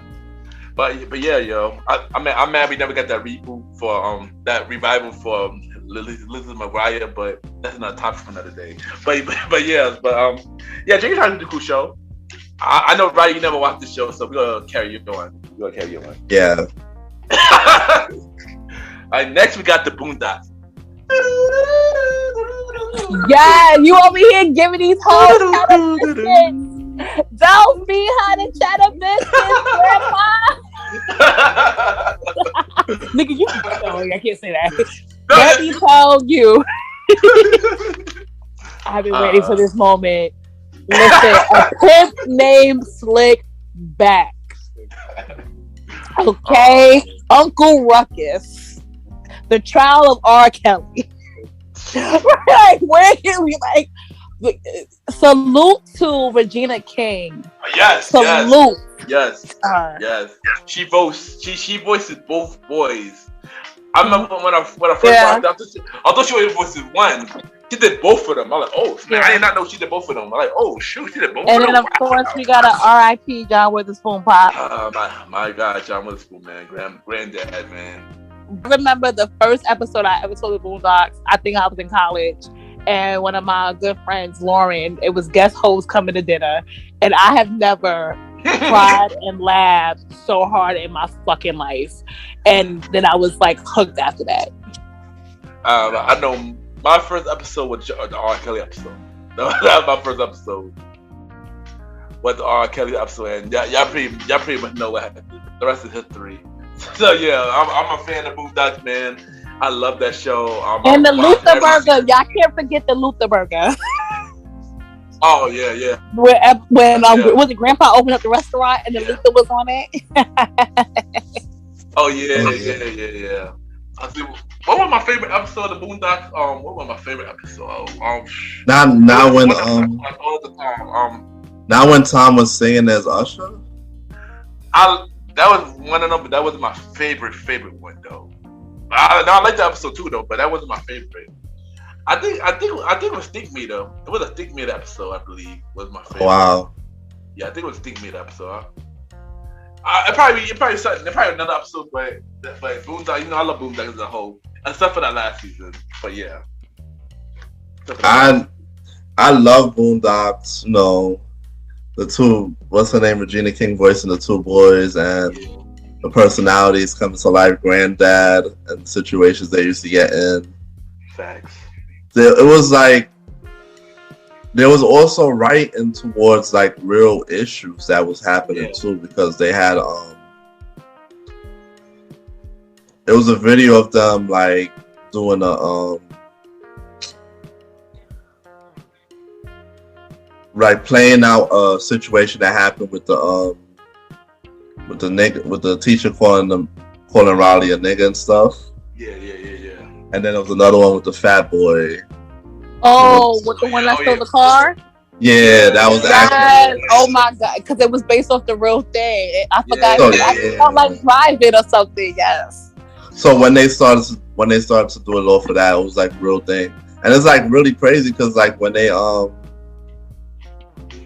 some of the stuff they predicted actually came true, like the whole when they had the Popeyes thing that happened like 3 years ago with the sandwiches. Yeah.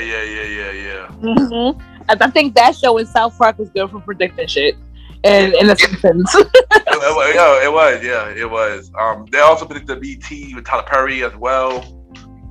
They did. But that was a big controversy. Yeah, that was a big controversy. Yeah, that was a big. Oh, and that's when Grandpa was the leading man for the shows. And yes. Yeah.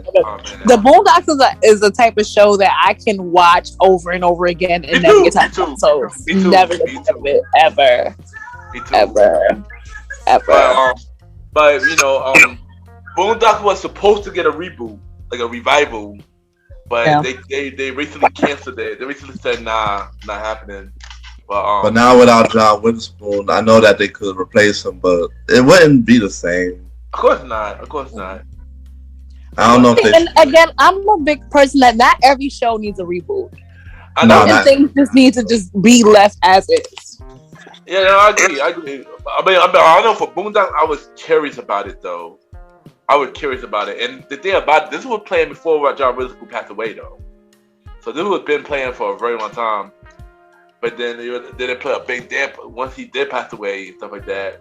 Then was a big controversy with his son because they didn't cast his son because his son sounded just like John Witherspoon. He could do the part, stuff like that. And you know, it was a big thing over that too. So like, and yeah, I don't know why they canceled it now, but it was originally supposed to be on HBO Max. But yeah, I didn't know that we deserved like a remade after that last season. The fourth season was just terrible, yo. That was because the guy Aaron was hands-on with it. Yeah, and like and that's one thing that I hate with these Hollywood and stuff. They want to change things up so much it makes you just want to give up your creative rights. Yeah, that's the thing. And think about yeah. But I don't know. I feel like Aaron McGruder could still do it, man. I mean, it's possible. I mean, don't forget, you remember Boondocks was originally a comic strip before it was a TV. So, you know, yeah. I mean, and I'm pretty sure he's still making comics now. So it's definitely possible. So it's definitely possible that what they should do, you know. What somebody should do is just give Aaron another chance to just do a whole bunch of multiple stuff, like a deal on a different network, just for him. I think it's possible. Somebody make that happen. Like somebody just give him a deal just for him to express his creativity. Because I know he got way more than just Boondocks in his head. Yeah, of course. He could put it. Yeah. He could revive it into another show and still continue his legacy, man. I really think that they should do that for him because right now the lane is open for everything. Like we need fresh comedies. We need people to bring new shows and cartoons. He could be one of them. I agree. Right. I definitely agree, man. Boondocks was an amazing show, man. I enjoyed it. You know. Next we got American Dad. How you feel about American Dad? I love it. I love anything because Seth MacFarlane produced that too, right? Yep. He did that. Yeah, he's a genius. He's a genius. Yes, the fucking I'm about to say the alien. That's not. No, it's not. Yeah, right? Roger. I literally just watched that episode the other night when I was away, and well, I won't say that, but it was hilarious. Like it's funny. But it was the episode where the alien, what's his name again?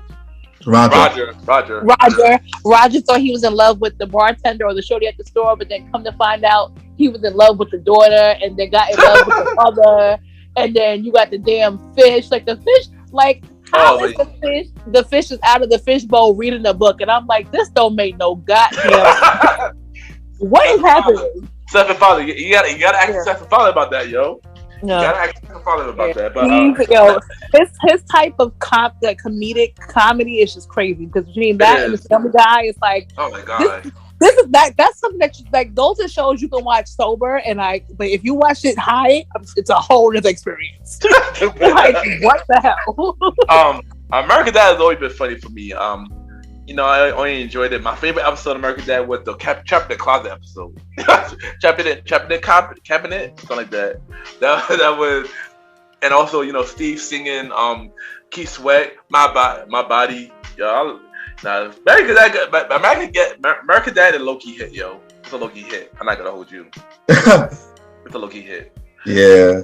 What about you, Roddy? American Dad. I was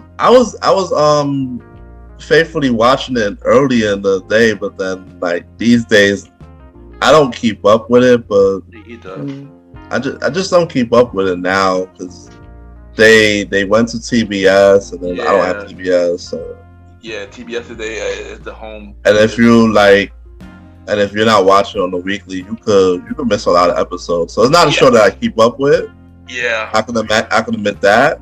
It's still an okay show. I agree with you too. When I think about it, so like the new, like they've been on TBS for like a couple of years now. So yeah, it happened good because they started on Fox on, I believe, I know definitely 2007. I want to say I'm guessing 2007. Let's see if I'm right. I think it was 6. Oh, 2005. They're on season 17 now. I believe American Dad probably got to TBS by 2015. Yeah. Because as soon as Bob Burger came, that when American Dad, they moved American Dad. So yeah. So I don't like how they always do Jeff Dirty in the show. It was funny because they always fat shaming the Steve Friend. Yeah. And then Steve Friend made a guest appearance on Family Guy and the Cleveland Show. Wait, he did? Yeah, if you watch the episode with Family Guy where Chris went to fat camp. Mm-hmm. I gotta watch that again. I remember American Dad and Family Guy, they made a small crossover though, like a couple of times actually. Like the one you just mentioned. I don't know about the Hurricane one. What's the other ones? Oh, it was one on. When remember the episode with Steve when Stewie killed Loris episode. And, oh yeah, and Stan was in the episode. Like freeze. He was like a very short crib. He was very short though. Like freeze. And then that's it. They have done crossovers and stuff with each other. Yeah. I mean, I caught the. It was funny because Stewie mistaken Stan for Joe. What's that again? I said Stewie mistaken Stan for Joe. Oh yeah. They do look alike. I told you. That's why when they did the intro too for as Joe for American Dad, I remember that. Oh wow, I gotta watch that. I gotta watch that one. But I want to see a full-on crossover with Family Guy and American Dad though. I certainly do too. Like make it the same thing like the Simpsons guy. Yeah, like a whole episode. Yeah, me too. And I want to see another episode with Simpsons and Family Guy too. Or maybe a big crossover with Bob Burgers in it too. Like do a big crossover. Even as King of the Hill, so they bring back King of the Hill. Like and apparently Futurama. I don't mess with Futurama though, but we gotta carry on to that. But yeah, American Dad is a dope show. I gotta catch up on the later episodes though.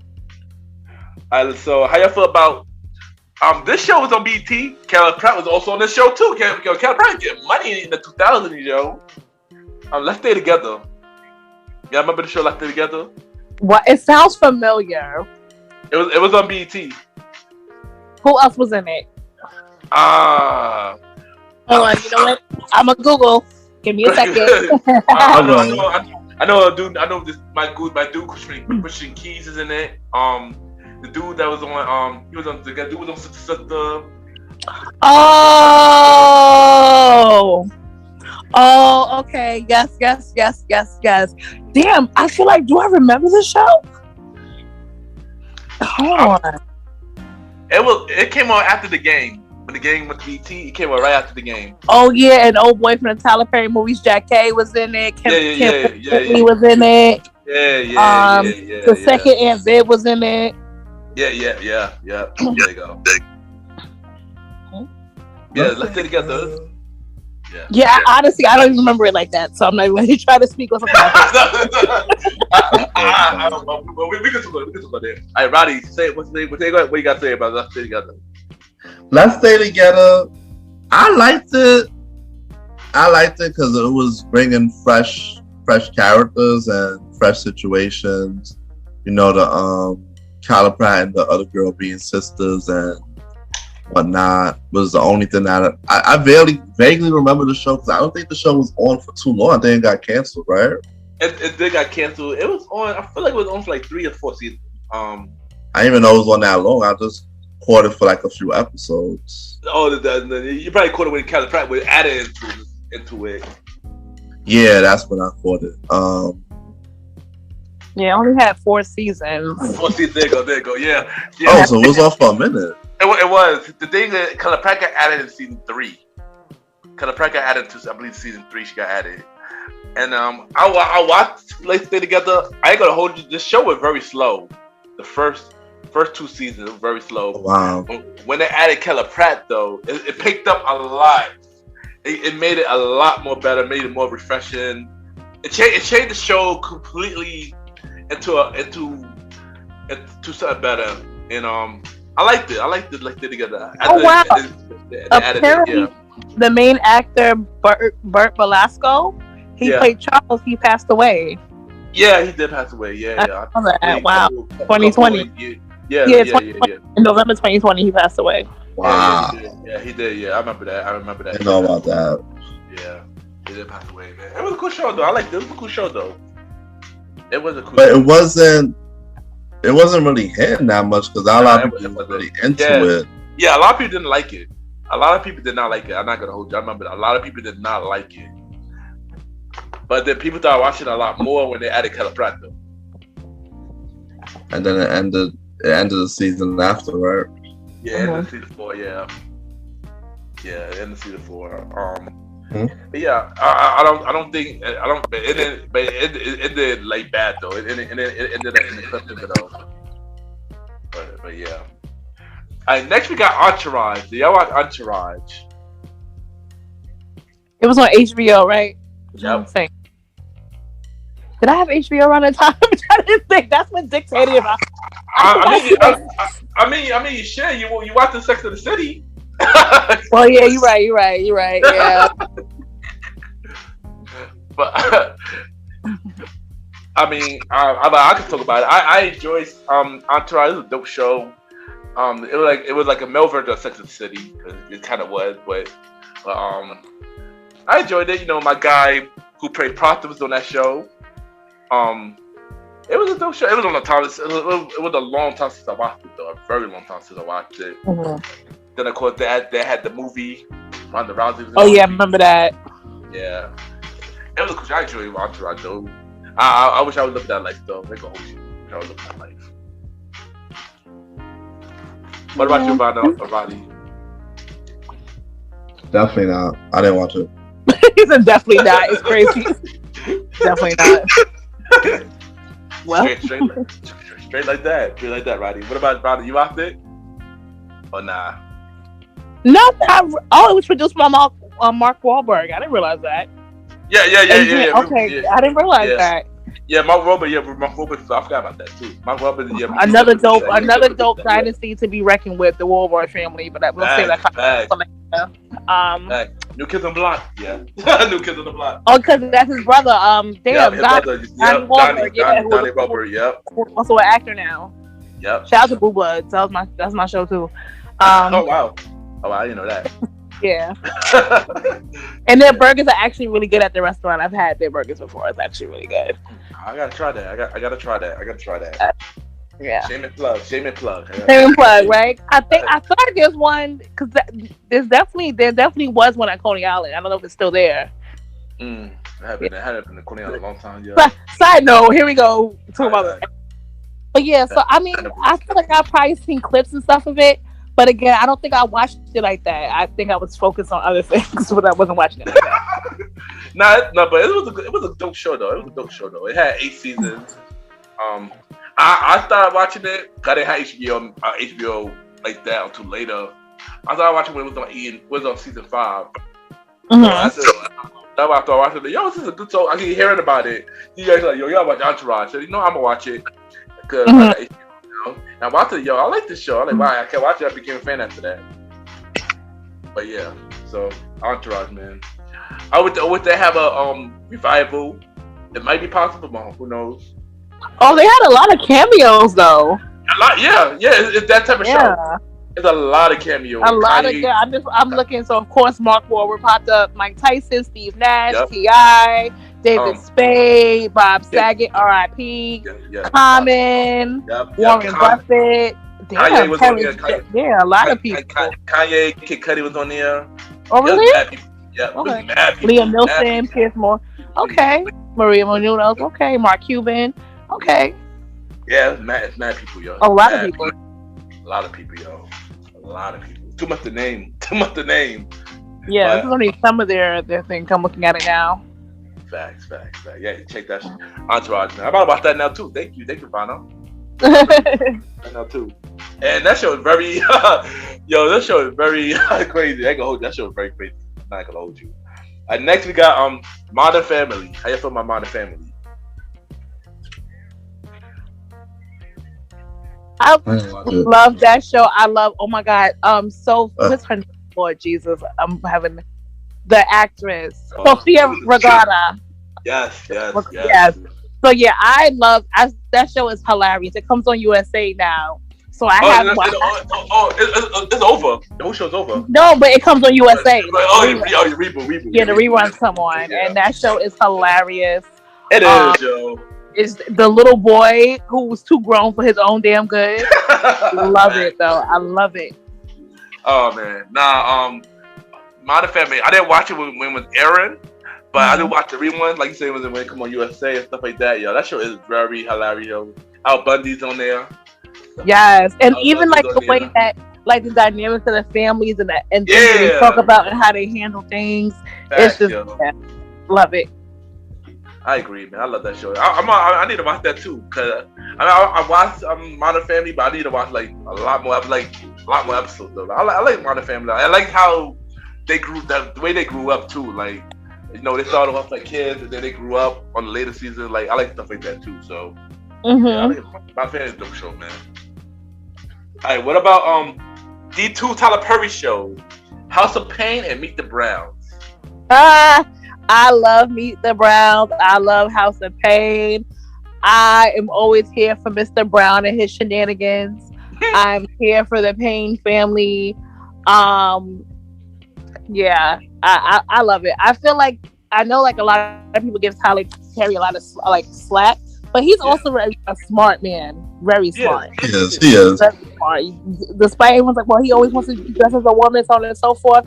But he's put a lot of people on for their careers. Definitely. And he also made an impact for the culture. Like, he was one of the first people to pay Taraji Hurst, like over 6 figures for her role when she wasn't making money like that. You know? Yeah. So I think people need to put more respect on his name, especially with his production company in Atlanta, his studio, not his studio and stuff. But yeah, I love it. It's a good laugh. It's again relatable to the culture, things that we discuss or make deal with a day to day, and it's just good, wholesome, shows. I enjoy House of Pain. I love House of Pain, man. When it was originally on UPN. Or my 9, I guess at the time. It was cool. It was weird how he did it at first. First he came up with a preseason. It was like 6 episodes. Then they came up with the main season, and that was like the good five seasons. Then they moved to. You know what's crazy? Hold on, I ain't done, Roddy. Then they moved to TNT, and then ended for that. But yeah, I mean, I love House of Pain. It's a dope show. Like Vanna said, it grew a lot of people's careers. Look at Lance Gross. Lance Gross, man. Like, that dude grew, man. I'm gonna talk about Make the Brown a little later, but what you got, Roddy? Yeah, I've also the pilot. You can find the pilot episodes on YouTube, the UPN one. I came across it one day and I realized that in that particular pilot, the one before TBS picked it up, they made CJ the son. Oh wow, I don't remember that. Wow. And Lance Gross wasn't even in that. Yeah, he wasn't. Right, he wasn't. They introduced him when TBS picked it up, and they changed up the whole scene, the house and everything. Mm-hmm. Yeah. So like, House of Pain is great. I love House of Pain. I still watch it up to now when I can. It was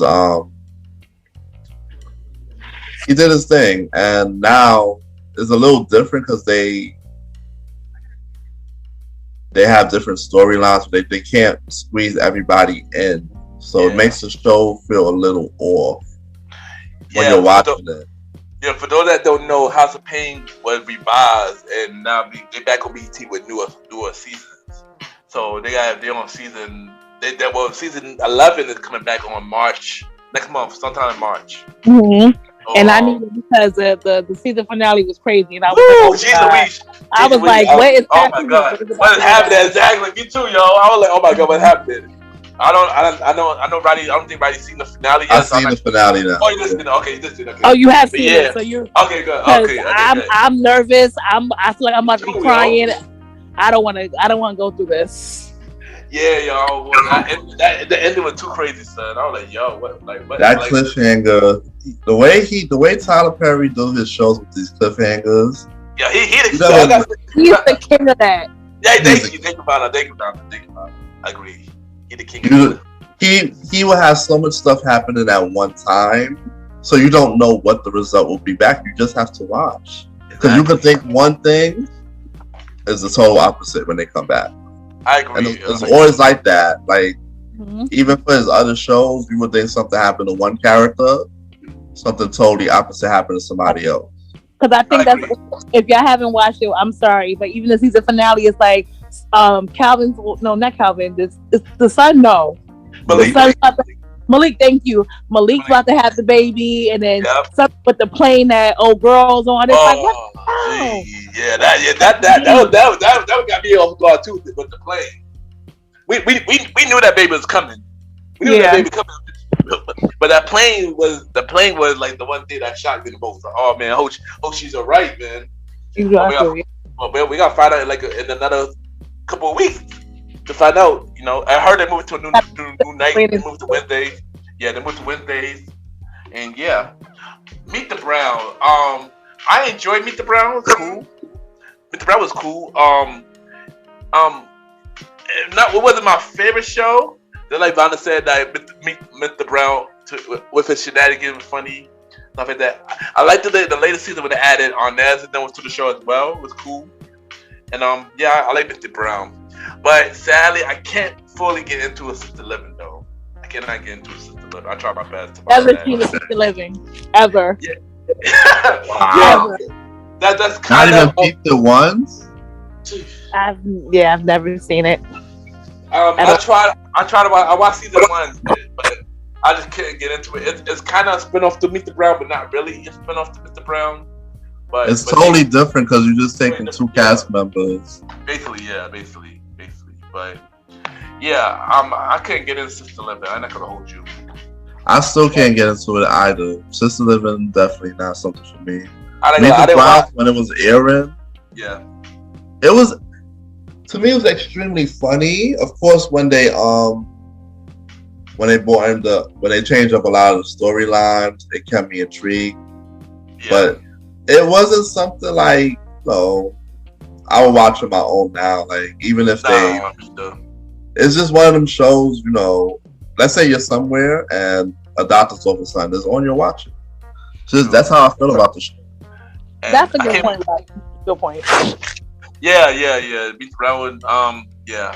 And y'all know the girl who was in Mr. Meet Brown. She was in the White People, the show. Yeah, I remember. Yeah. She did. Yeah, and stuff like that. Yeah. And that's a bigger role for her. It was a bigger role. It was a very bigger role for her. Like Vanna said that Tyler Perry helped stars elevate, and he does. So he did a lot. Because look at China too. China. Yeah, he did a lot for a lot of people, man. He definitely did. He puts people on, and that's what we're supposed to be doing as a culture. Not only that. Agree. Not only that, side note, in his movies, he kind of brought back people who we haven't seen in a long time in the movie realm. That's true. He has. Right. You're right about that. Because the girl, Kimberly, at least, she was in the first Diary of movie. And I didn't see her on TV for a long time. Mm-hmm. Yeah. Also, I think for Color Girls as well. Yeah, for Color Girls as well. Tyler Perry bringing them back. But you know what? Tyler Perry's also the king of making these crazy ass characters, and you hate them no matter what character they play. Like the guy from Diary of a Mad Black Woman. It don't matter what movie he's in, I still hate him. I hate him. I don't know what character he is. He could be an angel. Nope. Nope. Yeah. What has his brother? Yes, and then you got Blair Underwood. Blair Underwood was in with the Tony Reunion. Like, nah, you not girl. I don't care what you do. I hate you. Fact. Here's another one, man. Yeah, shout out to Tyler Perry though. That's killing it, man. Tyler Perry, bro. We need another series just like that. Have Nots. We need another. I agree. It needs to happen now too. I agree. Just make it happen and make it good. I agree. And the last show we got for the 2000s, after we go to the 2010s, next show we got is Degrassi. Whatever it take. I know I can make it through. You ready to Degrassi, man? It was in that moment that I knew that I was gonna be in love with Aubrey Graham for the rest of my life. Oh gosh. I wanna shout my little cousin for putting me onto Degrassi. Shout out to him, he's like my little bro cousin, because I was just like, yo, what's the show that he's watching? Because he's much younger than me. And I'm like, yo, what the fuck? And then it's like a whole teenager soap opera and stuff. Oh man, Degrassi, yo. I remember when I first watched Degrassi, yo. I said this many times, and it was the episode where Manny, she wanted to get a makeover, and so she decided to come to school with a thong on. So one day I'm turning, I just got new cable, I got Direct TV, and we had like more channels. And I turned it, and I'm like, yo, what is this show? The freaking channel is there, girl, in a thong. I'm like, what is this show? And I started watching, like, yo, this show is dope. And that's when I first started watching Degrassi. That's Kobe T. Aubrey Graham, and Jimmy Brooks and stuff like that. The character spinner, Emma. And I fell in love with that show. I gotta hold you. I fell in love with that show. Degrassi, man, legendary, man. I don't care. I love that show. I wish I was casted on that show. I ain't gonna hold you. I wish I was casted on that show. So. We all wish we could have been on that show. Fact show. Saturday, right? we might have to go to Canada though. Yeah. Right. And what's dope is, I think a couple years ago, like the whole crew, including Mr. Graham, got together and took a picture, and it was like, oh my god! Like, even though yes, he's Drake, he still knows where he came from. Fact, yes. He did a reunion on that his video for I'm a set. He brought the whole cast. In that video, even Mr. Sister, like, oh, that's even Mr. Sister, we did do, oh, that's he, bro. Mr. Sister acting a fool. That was so great, yo, just to see that happen, bro. It was. That Drake was able to do that. Yeah, that was dope. That was a dope moment. But Degrassi, man, legendary show. I love that show. Like I said, I watched all 14 seasons, even though 10 after 10 it was different. But still, I watched the whole. I was a fan of Degrassi, man. And yeah, What about you, Roddy? I was loving Degrassi, of course.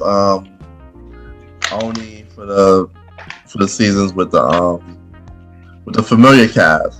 I didn't After the familiar cast left, I dropped off. It didn't keep my interest. Yeah. It was a good show. Either way, if you're still trying to watch it, it was like, they graduated, they left, and then there's a new cast, new class coming in. So it just lost interest. Yeah, some of them for who original cast was like college or basically doing like outside, but they doing the show, but they were doing like college stuff. So yeah, but I don't want to dive too much into Degrassi because later this season we're gonna do a whole episode about Degrassi. Oh wow! Yeah, we're gonna have an episode called "The Old School Show Presents the Highlight Degrassi" later this season. So yeah, so I'm gonna try to bring back all my Degrassi fans. We're gonna discuss everything Degrassi. Because also they're coming back with a reboot for next year. So on HBO Max. So yeah. So yeah, we're gonna make sure you tag Drake under this episode. Tell my bae I love him. Baby, I love you. Drake, apparently she love you, so yeah. I love you. I loved you since even when you was in a wheelchair. I loved you. I know everybody do hate Rick to that day, so everybody do hate Rick to this day, yo. Oh, absolutely. Rick needs to get his ass beat. Gee, that moment, man, was just crazy, son. I'm not gonna hold you. That moment was just crazy, son. You know what? It's crazy, and it's also honestly, it's real life. It is, yeah. And I say that just because, like, you guys know what I do for a living. So it was like when I watched it, it was like, okay, but then stuff was going on, and I'm like, wow, this is really life. This is real shit. Yeah. So.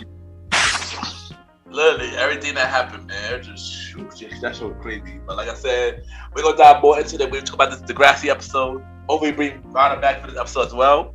Cause I'm trying to bring all my Degrassi fans, man. Who is a fan of Degrassi fans stands up.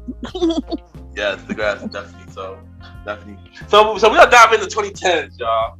And we got a few shows for the 2010s, and we're gonna end it. So first, we're gonna start off with the longest show for the 2020 era, for the 2000 era, The Big Bang Theory. Have y'all watched The Big Bang Theory? I'll be back because I've seen clips of it, but I've never really watched it. So, I'm not gonna lie. I didn't fully watch it like that, but I know about it though. Like I know that the girl from Blossom was in it. I know that they had a prequel called Young Shelton. I like you. I did watch clips of it, but when I do get a chance to watch the show, I didn't watch it faithfully, but when I do sit down and watch it, it is funny. It is a funny show though. I'm not gonna hold you. It is a funny show though. Something like how that 70s show. I feel like it's a geeky version of that 70s show. That's how I feel. And Blossom is in it, right? Is that Blossom? Yeah, it is. Right, I didn't realize in real life she's a neuroscience scientist in real life. Yes. I was like, wow. The bag, yo. She killing it, son. She came a long way. She hosted Jeopardy too. Yeah, she came a long way. And then she has a show, like a new show with Kyla Pratt's in it. Yeah, exactly. It's like Cat Diner or something, Cat Cafe or something like that. Call me Cat. Yes. I found out, Call me Cat on Fox. I told you about it the other day, Roddy. That's the show I talk about. Alright, cool. I'm gonna check that. Yeah, I saw an episode. I'm like, yo, I saw this by accident. I'm like, yo, this show kind of cool. I'm gonna watch it. Yeah, yo, like she getting that bag, yo. She getting that bag, but I got facts, yo. And she the host of Jeopardy, like, yo, like, jeez Louise, man. Shout out to her, man. Because Jeopardy, they film a lot of episodes at once. Yeah, at once. Yeah, true. So then they'll have somebody there for like a whole week, but they film like good 20 episodes. Boom. Yeah. That's true. She's killing it. And I gotta check out that Call Me Cat on watchable episodes of it because when I watched it, it was a cool show. You know, once again, shout out to Kyla Pratt again too. Like getting that bag, man. G. Louise. But now we're gonna talk about the Ish universe, the Ish universe. You know, Black-ish, grown-ish, and mixed-ish. So how you feel about Black-ish, of course? We'll start with that. I love Black-ish. I love Tracy Ellis Ross, Anthony Anderson. Yeah. Amazing actors. The whole cast is just amazing. And just a great show. I feel like they were able to attack and speak about real, again, all these shows do, but I definitely feel like the climate that we're in since the show's been on and all three spinoffs, they've been able to, take issues, real life things, and have those uncomfortable conversations, but not lose, their essence and their viewers. I gotta say, this was the one show that reminded me of the Cosby Show in a very long time. Like, it was an amazing show. Like, like I said, the cast was amazing. Anthony Anderson, Tracy Ellis Ross, Jennifer Lewis, the funny Jennifer Lewis, man. I mean, Jennifer Lawrence, my bad. Lauren the Fishburne. godmother of Hollywood. Yes. Hilarious. I love her. She's hilarious, yo. Everybody in the cast is funny, man. Yeah, I love the show. I love Blackish, man. I love Blackish. Roddy. Blackish is a cool show. I don't watch it faithfully like every week or something, but I do watch it. I do watch when I got time to remember. It was good to see. Of course, Anthony Anderson is always funny, no matter what he's on. That's true. So with him narrating the show and stuff like that, it's just fun. And Tracy Ellis Ross, another really good combo. Like, it's crazy that they there was an article floating around that they didn't like each other for a couple of years, and they had I heard that too. That's crazy. I'm like, wait a minute, y'all in his show together. How y'all gotta work together? How is that possible? Facts, yo. Because it definitely didn't show on screen. So that's crazy, yo. That's crazy that they you can tell that work because they got good chemistry because they didn't like each other for a very long time, but that didn't show on screen. Like, that's crazy, man. And Blackish, man, I'm mad ABC ended it because the show was not supposed to end. ABC decided to end it. The show was not supposed to end at 8. Andy Anderson said this on Power 5 that he said that this was not their choice to end the show. This was ABC choice. So if they were to move to Netflix or Hulu, they could continue the show if they wanted to, basically. Wow. That's crazy. Yeah, and plus, because originally Kendra Barris didn't want to do ABC no more, so he didn't want to work with ABC no more. So that way he got to deal with Netflix. So I guess he might move all those shows to Netflix and stuff like that. That's why ABC canceled Mixed-ish because of Kendra. And they had to keep Blackish because that's one of their popular shows. So you can't just cancel Blackish, And then Grownish is on another network, right? Yeah, Grownish is on Freeform. Freeform. I'm gonna say ABC Family. Freeform, yes. Which is still owned by ABC though, but yeah. So technically they're still with ABC, but it's on ABC other family channel. But they could have moved it and kept it going to Freeform, no? Still, when you think about it, Freeform is ABC as well. It's just another brand. Yeah, so it wouldn't. Wasn't it called something else though? ABC Family. Yeah, it was ABC Family, right? It was ABC Family. It was another shit. They changed so many times. They changed their name so many times, yo. I can't keep count, man. They changed their name so many times. I can't keep count. But they changed their name more than Prince. Like. But Mixed-ish. I like Mixed-ish too. They tried to give you that different world feel to the show. Mm-hmm. How the atmosphere and stuff like that. I enjoy the cast with Mixed-ish. We got wasn't it the main girl, Quincy Jones' daughter? No, right? What's that again? The main actress that wasn't she Quincy Jones' daughter? No, hold on. Let me double check.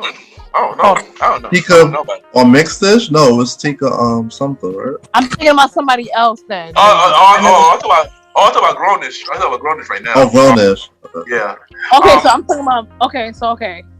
All right, and Zach Morris was in it. Yes. Zach Morris was yeah. Okay. Yeah, we gonna get to Mixed-ish, but that's so much ish. Okay, it's too much ish. Yeah, Grownish. We had the different world feel. Grownish got Diggy Simmons in it. The Dakota twins, Holly and Haley and Chloe. It's on Mix It. The girl from she's on How You Met Your Father now, and she was on that movie Life Size 2 with Tyler Banks, yeah, stuff like that. I enjoy mixing Trevor Jackson, of course. Trevor Jackson in it too. It's a cool show. I like Mischievous. You know, cool show, stuff like that. Oh no, so yeah, I was right. Grown. I get the show mixed up, my guy. I get the show mixed up. Too much ish. Yeah, I'm like, wait, which one are we talking about now? I'm talking about Grown. I'm talking about Grown. Okay, well, Mixed, okay. Yeah, Grown is I like it. It's cute. It's a cute show. Oh my god, yo, it's too much ish, y'all. Okay, now let's talk about mix. Now let's talk about mix. Let's talk about mix. Yeah, I was right. Rashida Jones, who's Quincy Jones' daughter, is in Mix-ish. Hold on, which character? Oh, hold on. Was she the mother? She is. Hold on. Give me a second, because she's definitely in that show. I didn't know that. Yeah, she's definitely in that show. I don't know what the name. Hold on. I'm scrolling, y'all. Give me a second. I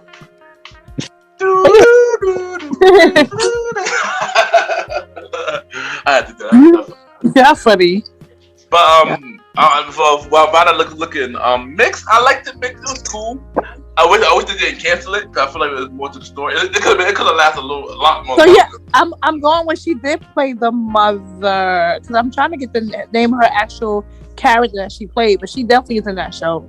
Rashida Jones. Yeah. I don't know. Rainbow Johnson.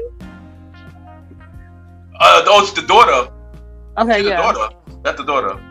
That's young. That's young Rainbow. That's young Rainbow. That's young Rainbow. But yeah, I enjoy Mix-ish though. How y'all feel about Mix-ish? Mix-ish? Yeah. I wanted to see it feel like it had potential. I wanted to see it go on for a while. Me too, yeah. Like, only because I was starting to get into it. It was different because, you got the white father and the black mother, and it was touching on a lot of different stuff. I agree, yeah. Like, it really only had like a few episodes, right? 2 seasons. Oh, so I could probably catch up on Hulu, right? Yeah, it's on Hulu. Yeah, it's on Hulu. I'm upset that ABC canceled it, but maybe they canceled it so they could move it so Kendra could move it to Netflix. So maybe it might get more season. Maybe they might get another season. I hope so. But that show I was intrigued by it. I was interested in it all because it was the backstory of Rainbow and me too. Yeah, me too. So it did draw my interest when it came out. Yeah, I feel like it could have definitely had more seasons. I mean, this is one of those shows that you can have many seasons for. And it was needed because the topics they were talking about was definitely hitting home and definitely different. And they could have did a lot with it. Actually. I agree, yo. I agree. And what about you, Vanna? Yeah, again, I watched, I think maybe like an episode or 2. But like y'all said, I feel like they should have kept it on longer. Hopefully, with this move, they do go to Netflix, then, it will maybe get revived, but we don't know. But it was cute. So I think that whole ish, like, again, all through stuff, it shows what 3 different types of, things to the table, which was really, really great. It's unfortunate that they did get canceled or whatever the case may be. Yeah, I agree. Yeah, I mean, Grownish is, as of right now, Grownish is the only one that still got more. That's still good, yeah. Because this is Blackest last season, but it could have lasted longer. The ABC decided to cancel just because. Mixage got canceled after the second season, and yeah. But I feel like, but also it's a rumor that they're having another show called Odish. Which is the Lawrence Fishburne and Jennifer character. So if that's the case, I'll check that out. If that's the case, I'll watch that. The Odish. But yeah, they don't want to make one called Brokish. Brokish? Like, that's a little relatable. Brokish? No. That could. I mean, that could be. I got a storyline for that. That could be when Junior marry his girlfriend. He moved into a new house, and they end up trying to find their way back up. I can see that happening. I can see that happening. Yeah, Kendra, hire me. So I come help me write it. I write the script. Oh man. Shout out to Kendra Barris, man. He's doing man a lot of stuff too right now too. But yeah. Next we got Vanna's favorite show right now. Bob Burger. I love Bob Burger. Another show that you can enjoy whether you're sober or not sober. It's amazing. It's hilarious. Like Louise, then you got the sister with the dance who's in love with old boy across the street. Then you got Jean. The mother is oh my god. Like I think the first episode, I don't know how I even stumbled upon Bob's Burger, but I think the first episode I saw was the one where they said that Bob's meat was human remains from the funeral home next door and shit. I was like, yo, what the fuck? I was like, what the hell? But oh my god, I absolutely love Bob's Burger because he didn't do no wrong in my eyes. Like I'm so here for it. Okay, I ain't gonna hold you. I love Bob Burger too. Bob Burger is a hilarious show. I haven't watched it in a while because I lost a lot of track of it. I know I can catch up a whole loose, but Bob Burger is a low key hit. Like I said about Burger Dad, Bob Burger is also that same character is a low key hit. Always make me laugh every time I watch Louise is my favorite character. This show is very funny, man. I love that show, man. What about you, Roddy? Tina, that's the other sister's name. Tina with her little yeah, Tina. Right. That's what I meant. I think that's what I meant. I meant Tina. That's what I meant. Yes, and then even the episode, sorry, Roddy, where Bob is Tina's birthday, and they wanted to throw her a 316, so he became an Uber driver at night, and then he had prostitutes in the car. Yo, I'm telling you, I need to watch Bob's Burger. I gotta watch it a lot more. I gotta watch Bob's Burger a lot more. What about you, Roddy? Not my favorite show, but of course I watch it every now and then. It's okay to me. That's not my favorite show. And as I mentioned last episode, Bob Burger getting a movie. They got a movie coming out, I believe. Wow, that's gonna be dope. I believe in June. Like I said last episode, Bob Burger getting a movie, but Family Guy haven't got a movie yet. Like what's going on? Like Family Guy should have been had a movie, so I ain't gonna hold you. But happy for Bob Burgers. That's dope for them. Congrats to them. Who created Bob Burgers? Because I know it's not Stephen Fowler. I wish it was Stephen Fowler. Right? Let me see. Let's see. Bob's Burgers. I feel like they got consistent. I don't know. His name is Lauren Bunkshar. Hold on. Let me see. Yeah. Is he new to the game? Because I never heard nothing else from this person. I don't know. I don't try to see if I recognize his face.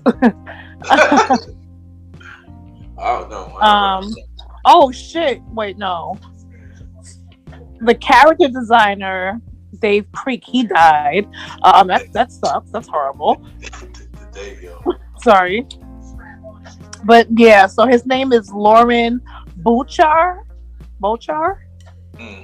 And so yeah, and now Bob's Burger. Wow, it's already in its 10th season.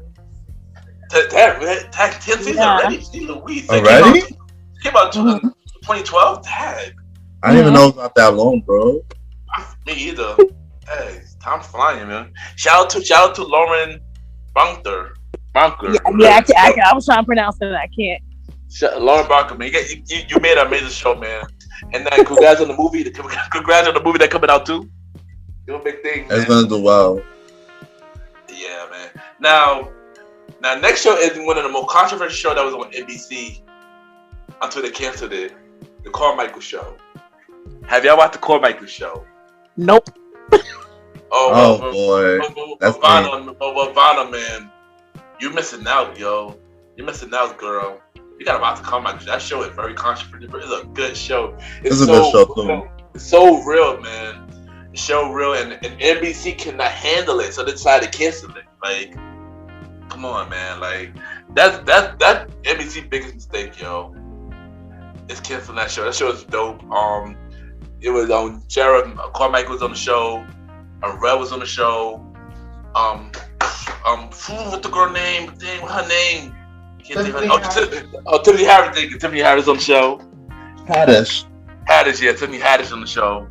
Devon. Brother Devon, and no, I was talking the father. I can't even. David Allen Grill. David Allen Grill. There you go. Yeah, it's a lot of star power on that show to begin with. It really is, yo.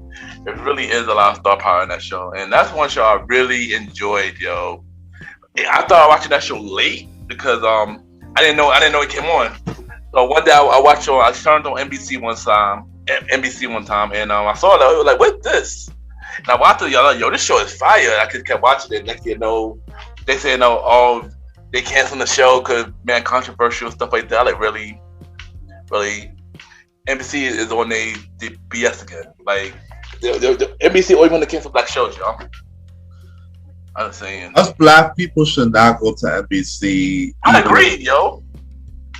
Should not let them pick up a show for us.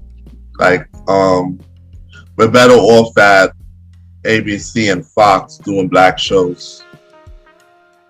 I agree. Because we're more better off at Fox. I wouldn't say that, but yeah, but NBC done, but NBC really do cancel black show more than anything, you know. They do. They do it more than anything. Look at the track record. In the House, they cancel. What else they cancel? It was another show. I mentioned it last.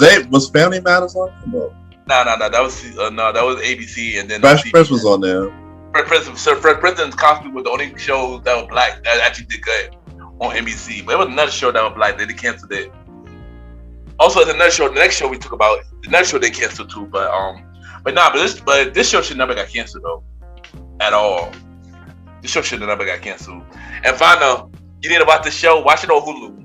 You gotta watch the show, the Carmichael Show. All right, so maybe I got Hulu. So maybe that'll be my homework tonight. Yeah, that's your homework. And then I want you to hit me back.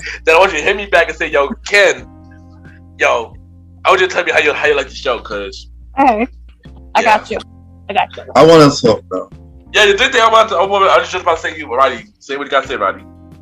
This show definitely was controversial. It had touched on some real life issues that was going on. Like, if it was possible for Gerard Carmichael to still go on, all the stuff that happened in 2020 and 2021 would have been brought to light through his writing on that show. And it was a show I wish they didn't cancel. I wish they still could bring it back somehow, pick it up somewhere, because it has the elements of a hit. It did. And like you, not a lot of people know about the show because who really looks for NBC? Let me be real. And I go, yeah, continue. My fault. If they had bought it out on a different channel, they would have got the viewership to at least kept it a little bit more. I don't think it was canceled due to viewership though, right?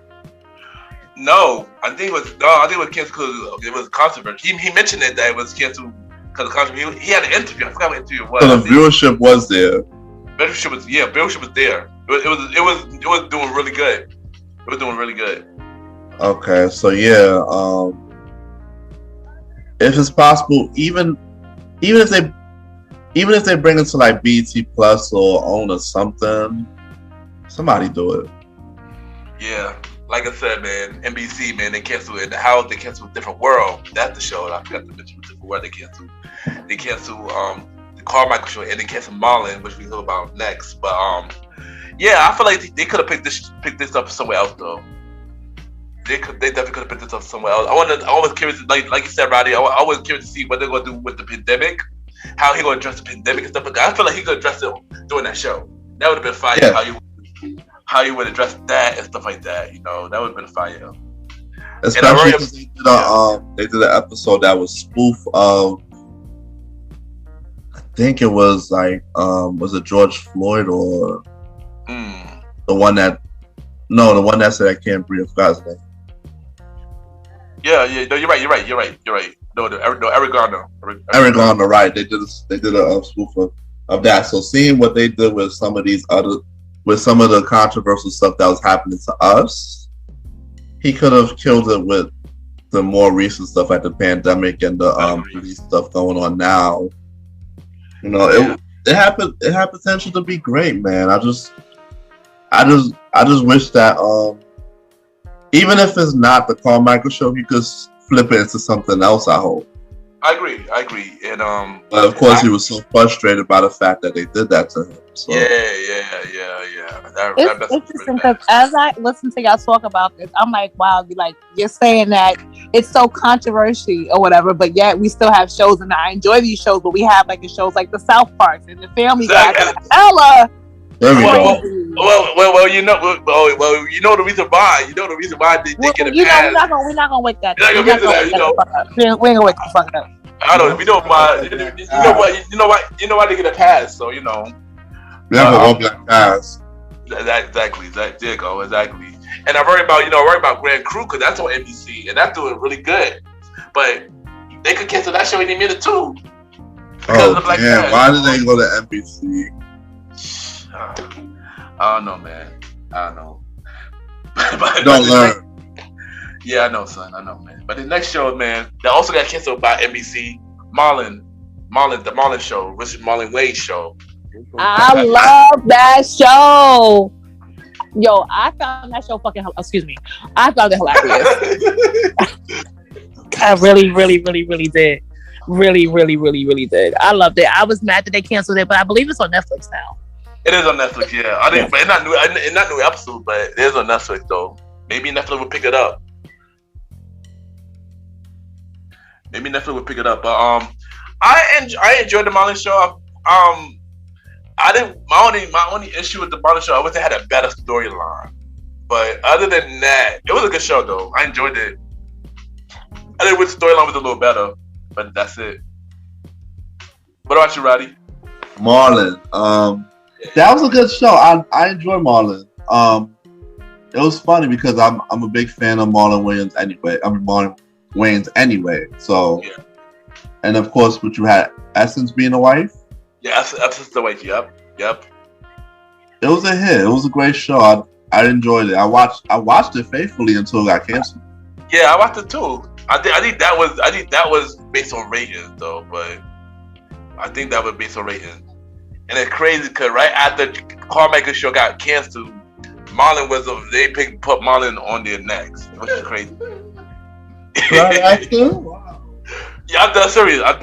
Literally, right after Carmichael got canceled, Marlon was they put Marlon on that show, time slot next. NBC, man, NBC, yeah, NBC, man, yeah.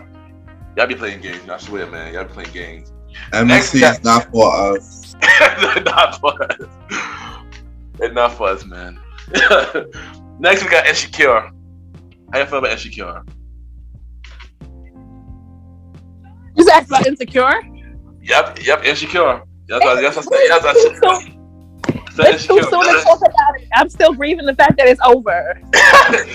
True. I mean, Insecure did came out in the 2010s, so we gotta talk about it. But again, I loved it. Shout out to Issa Rae, Black Girl Magic at its finest. Definitely. Shout out to Siphon ass Lawrence. Shit. Yeah. Jay Ellis. Yes. No, that's Lawrence. That's Lawrence. I know. That boy's name is Lawrence. It's not Jay Ellis. Stupid. But I enjoy Insecure. Issa Rae. She came a long way, yo. She came a long way from her YouTube series to the HBO, and now owning her own production company. She killing it. Insecure was a dope show. I feel like I enjoyed it. The cast was dope. I enjoyed it. I've always been a fan of that show, man. I watched it every week. I am sad that it's going. I feel like she never ended at 5, but it was her choice. So it was her choice. So yeah. Yeah. What about you, Roddy? You watch Insecure? I watched Insecure in the beginning when it was starting up. I just fell off with Insecure over the years, but since it's over and is available on HBO Max, I could spend a day watching it again. Not a bad show. I'm not gonna lie, it's not a bad show. And you can catch up quick. It's 30 minutes. 5 seasons, 30 minutes. You can catch up quick. It's a dope show though. Yeah, it's not hard to do. Yeah, but I would say this. I may be wrong, but I might be wrong. The finale gave me one of the cast members might get a spinoff. I might be wrong though, but do you feel that way, Vanna? I'm gonna go like with Spades, a strong possible. And which character do you think who would possibly get a spinoff? If you had to I would choose. be surprised if Molly got a spinoff. Possibly. Who do you think? I'm gonna say Molly or Kelly. Mm-hmm. And even Kelly, like she's in her professional career, she's come a long way too. Like she was a writer on another that show was genius, and it was crafted, and it had some amazing people working on it as well. So, but I think it might be Molly, possibly. She finally got her happily ever after and stuff. So I loved it. That's true, and I agree. That was dope. Everybody got the happy ever after. That was dope. Yeah, I enjoyed it. Hopefully we get spent on Asa. Shout out to you. You're killing it. All right, next we got Girl Meet World. How you feel about Girl Meet World? Didn't watch it, so I'm gonna go on mute. I mean, we spoke a little about this last episode. I wasn't the biggest fan of it. I watched it when it was the nostalgic feel, when it run by Sean Hunter and every other cast member from the Boy Meet World series. I didn't watch this faithfully because, like I said last episode, Disney made this too Disney related, too cheesy for me. And like I always say, like when we do a week, it's not meant for us, it's not meant for our generation. So yeah, I could, What about you, Roddy? I'm the same way. I didn't watch the episodes faithfully. I didn't watch it in order in any matter. I just know that I watched the first episode because of seeing Topanga and Corey back. But when I realized that the show really revolved around the daughter and her friend, I was like, nah, let me exit stage left until they started to show previews and announcements that they was bringing reunions for certain episodes, and that drew me to those particular episodes. And it was just great to see everybody back in the element. So that's how I feel about the show. It just was only there for nostalgic feel to see the old characters come back. I feel you. And last but not least, Filler House. How y'all feel about Filler House? Wait, what show? Fuller House. Fuller House. Oh, Fuller House. Fuller House. My bad. Fuller House. My bad. I'm tired. We've been on it for a while, y'all. All right. Yeah, so absolutely, I feel like we touched on it on the other episode, but I love the fact that they made it relatable, because again, when you think about it, we grew up with those characters, with DJ and her sisters and so on and so forth. So the fact that they made it relatable was cool. I love the fact that, of course, everybody came back. R.I.P. Bob Saget. I was kind of annoyed with not annoyed, but I kind of felt like it was like kind of a cop-out making DJ's husband be passed away also, because we've seen her dad go through that. It kind of made sense. I love the idea of sisterhood. They talked about things like Stephanie is relatable to a lot of women who struggle for like not being able to get pregnant, infertility, and so on and so forth. And then having Kimmy come through and say, hey, you know what, you want this baby, I'll be your surrogate. So I know that it definitely had I cried a couple episodes. I'm not gonna lie to y'all. I definitely was over there crying a few times. I did wish the Olsen twins would have made an appearance. But again, but I do love, I loved it. Seeing DJ and Steve really finally be together, after X amount of time. Because I really thought she was going to be with the old vet boy. I just thought they was going to be together and poor Steve and stuff. But I loved it. I definitely cried a lot watching that one. And I think I'm going to cry more because, Danny, Bob Saget, so. Yeah, you pretty much said every main detail about the show. I love the show. I watched it every time they came on Netflix. It was a dope show. I enjoyed it, man.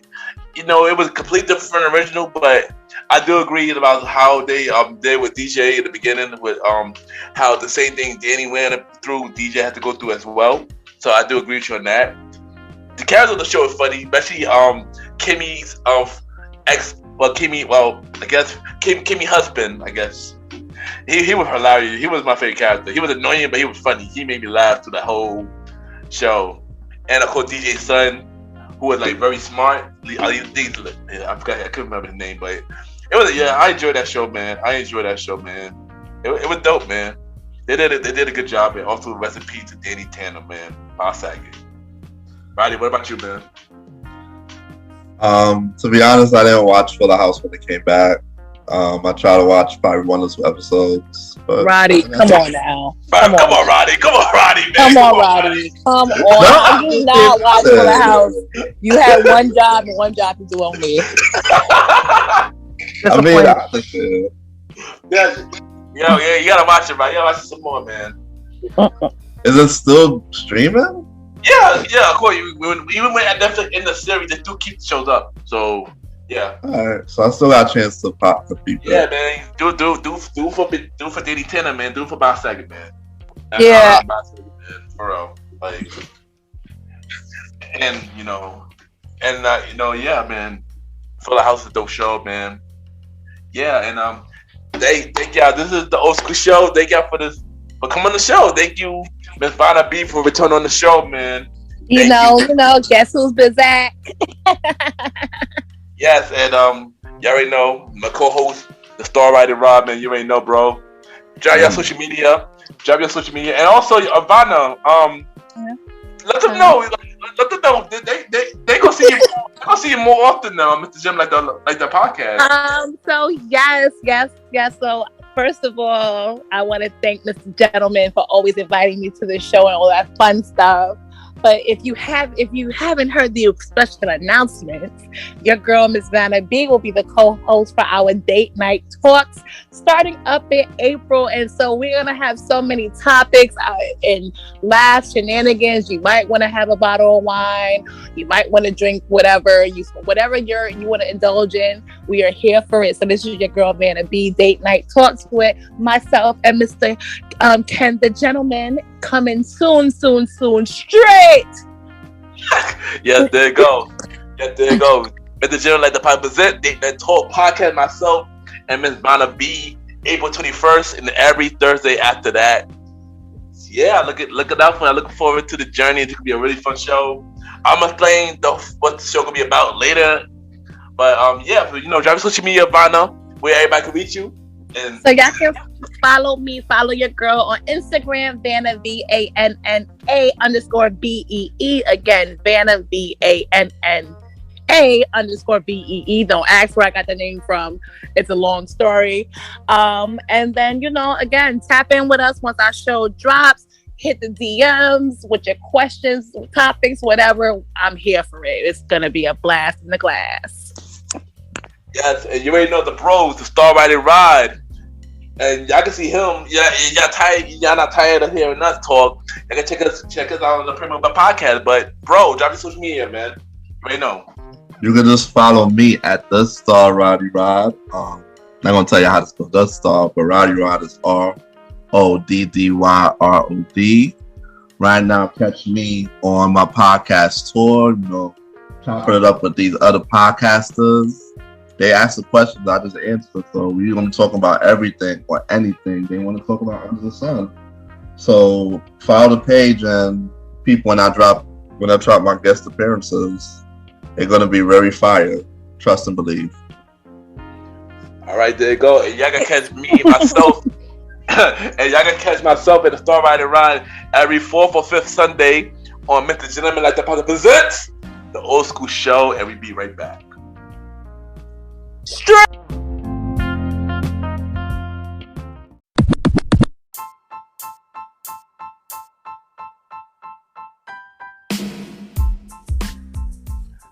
Hello, everybody. This is your boy Ken, aka MrGentleman, like the podcast and the Premier Boy Podcast. And this commercial is brought to you by the Premier Boy Podcast, where we talk about anything about the culture, hosted by myself, Ken, aka MrGentleman, Mr. Aaron Sands from King Talk with Aaron Sands, the star Roddy Rod, who is also my co-host of the Old School Show, and long live the Chief Molly Mel.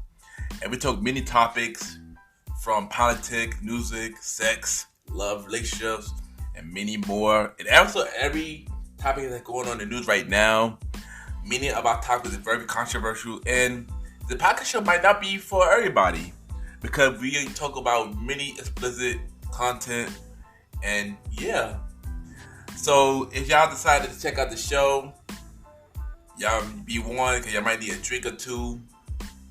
And yeah, because this podcast is so crazy. I'm shocked that it had not got canceled yet. So if y'all looking forward to listen to the premiere of the podcast, check it out on Anchor, Spotify, Apple Podcasts, iHeartRadio, and many more. Each and every Wednesday at 12 a.m. You can check out the premiere of the podcast with myself, Mr. Aaron Sands, star Roddy Rod, and long live the Chief Molly Mel. This is your boy Ken, aka MrGentleman. Have a good day and night wherever you're listening to this episode. Now back to the show. Yeah!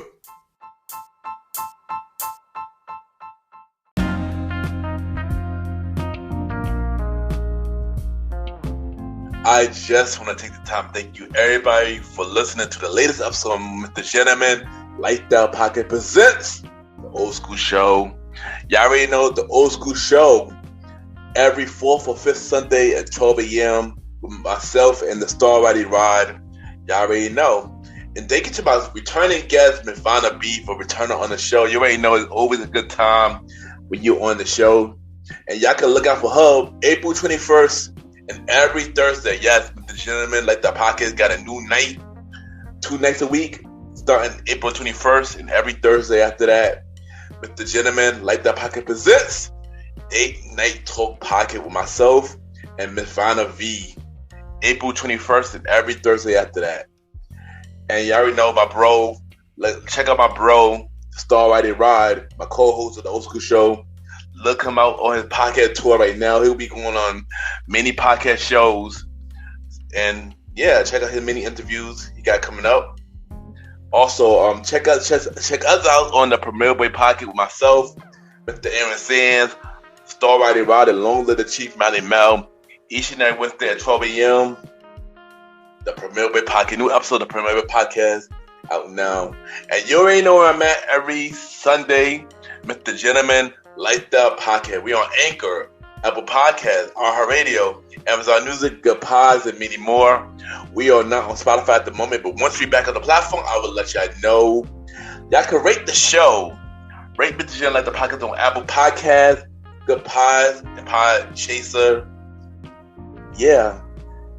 MrGentleman Lifestyle Podcast presents the Old School Show with myself and the star Roddy Rod every 4th or 5th Sunday at 12 a.m. MrGentleman Lifestyle Pocket presents a conversation about music pocket every 1st Sunday at 12 a.m. And MrGentleman Lifestyle Pocket presents Date Night Talk Pocket with myself and Ms. Vanna Bee, April 21st, and every Thursday after that. Yeah, look out for the spin-off series dropping real soon. Y'all can add me on Good Pods. Ken MrGentleman on Good Pods. Good Pods is an amazing platform where they cater to many independent podcasters. You can listen to everybody's show, discover new podcasters. You can get on the charts, rate each other's show, and many more. MrGentleman, like that podcast, currently on number 2. We was in number 1 a couple weeks ago, but we dropped to number 2. Get us back to number 1, social society and culture, and get us to the top 10 in the top 100 charts. So yeah. Support MrGentleman like the podcast. Continue to rate 5-star rating. And yes, show love, y'all. It means a lot if y'all show love. If y'all would be a guest on MrGentleman like the podcast and all the spin-off shows, the Old School Show, a conversation about music and date night talk, DM me on IG, Ken_MrGentleman. I repeat, Ken, Ken_ Mr. MR Gentleman, GENTLELAN. Or y'all can email me a bio about yourself and everything that you do to my email. KenYPGENT@gmail.com. Let me repeat that. KenYPGENT@gmail.com. And we can set something up, because I do currently look for guests for all the shows at the moment. And yeah, the website will be relaunching in March, y'all. We are really working on rebuilding a whole new website. We got 2 websites in the way. I bring back the old website, but I also working on official MrGentleman Like the Pocket website right now. It's in the work right now, but it should be ready in March, so look out for it. And also support me, y'all. Support the MrGentleman Like the store. The merch store is finally out. We got the new collection every Wednesday. I post new designs. Support me, y'all, on TeePublic, y'all.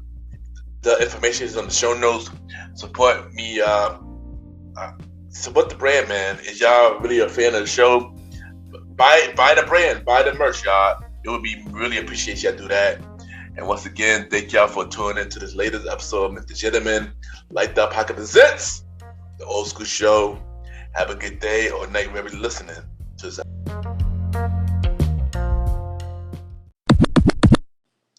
This is Laquita from the Queen and Me podcast, and you're listening to MrGentleman Lifestyle Podcast.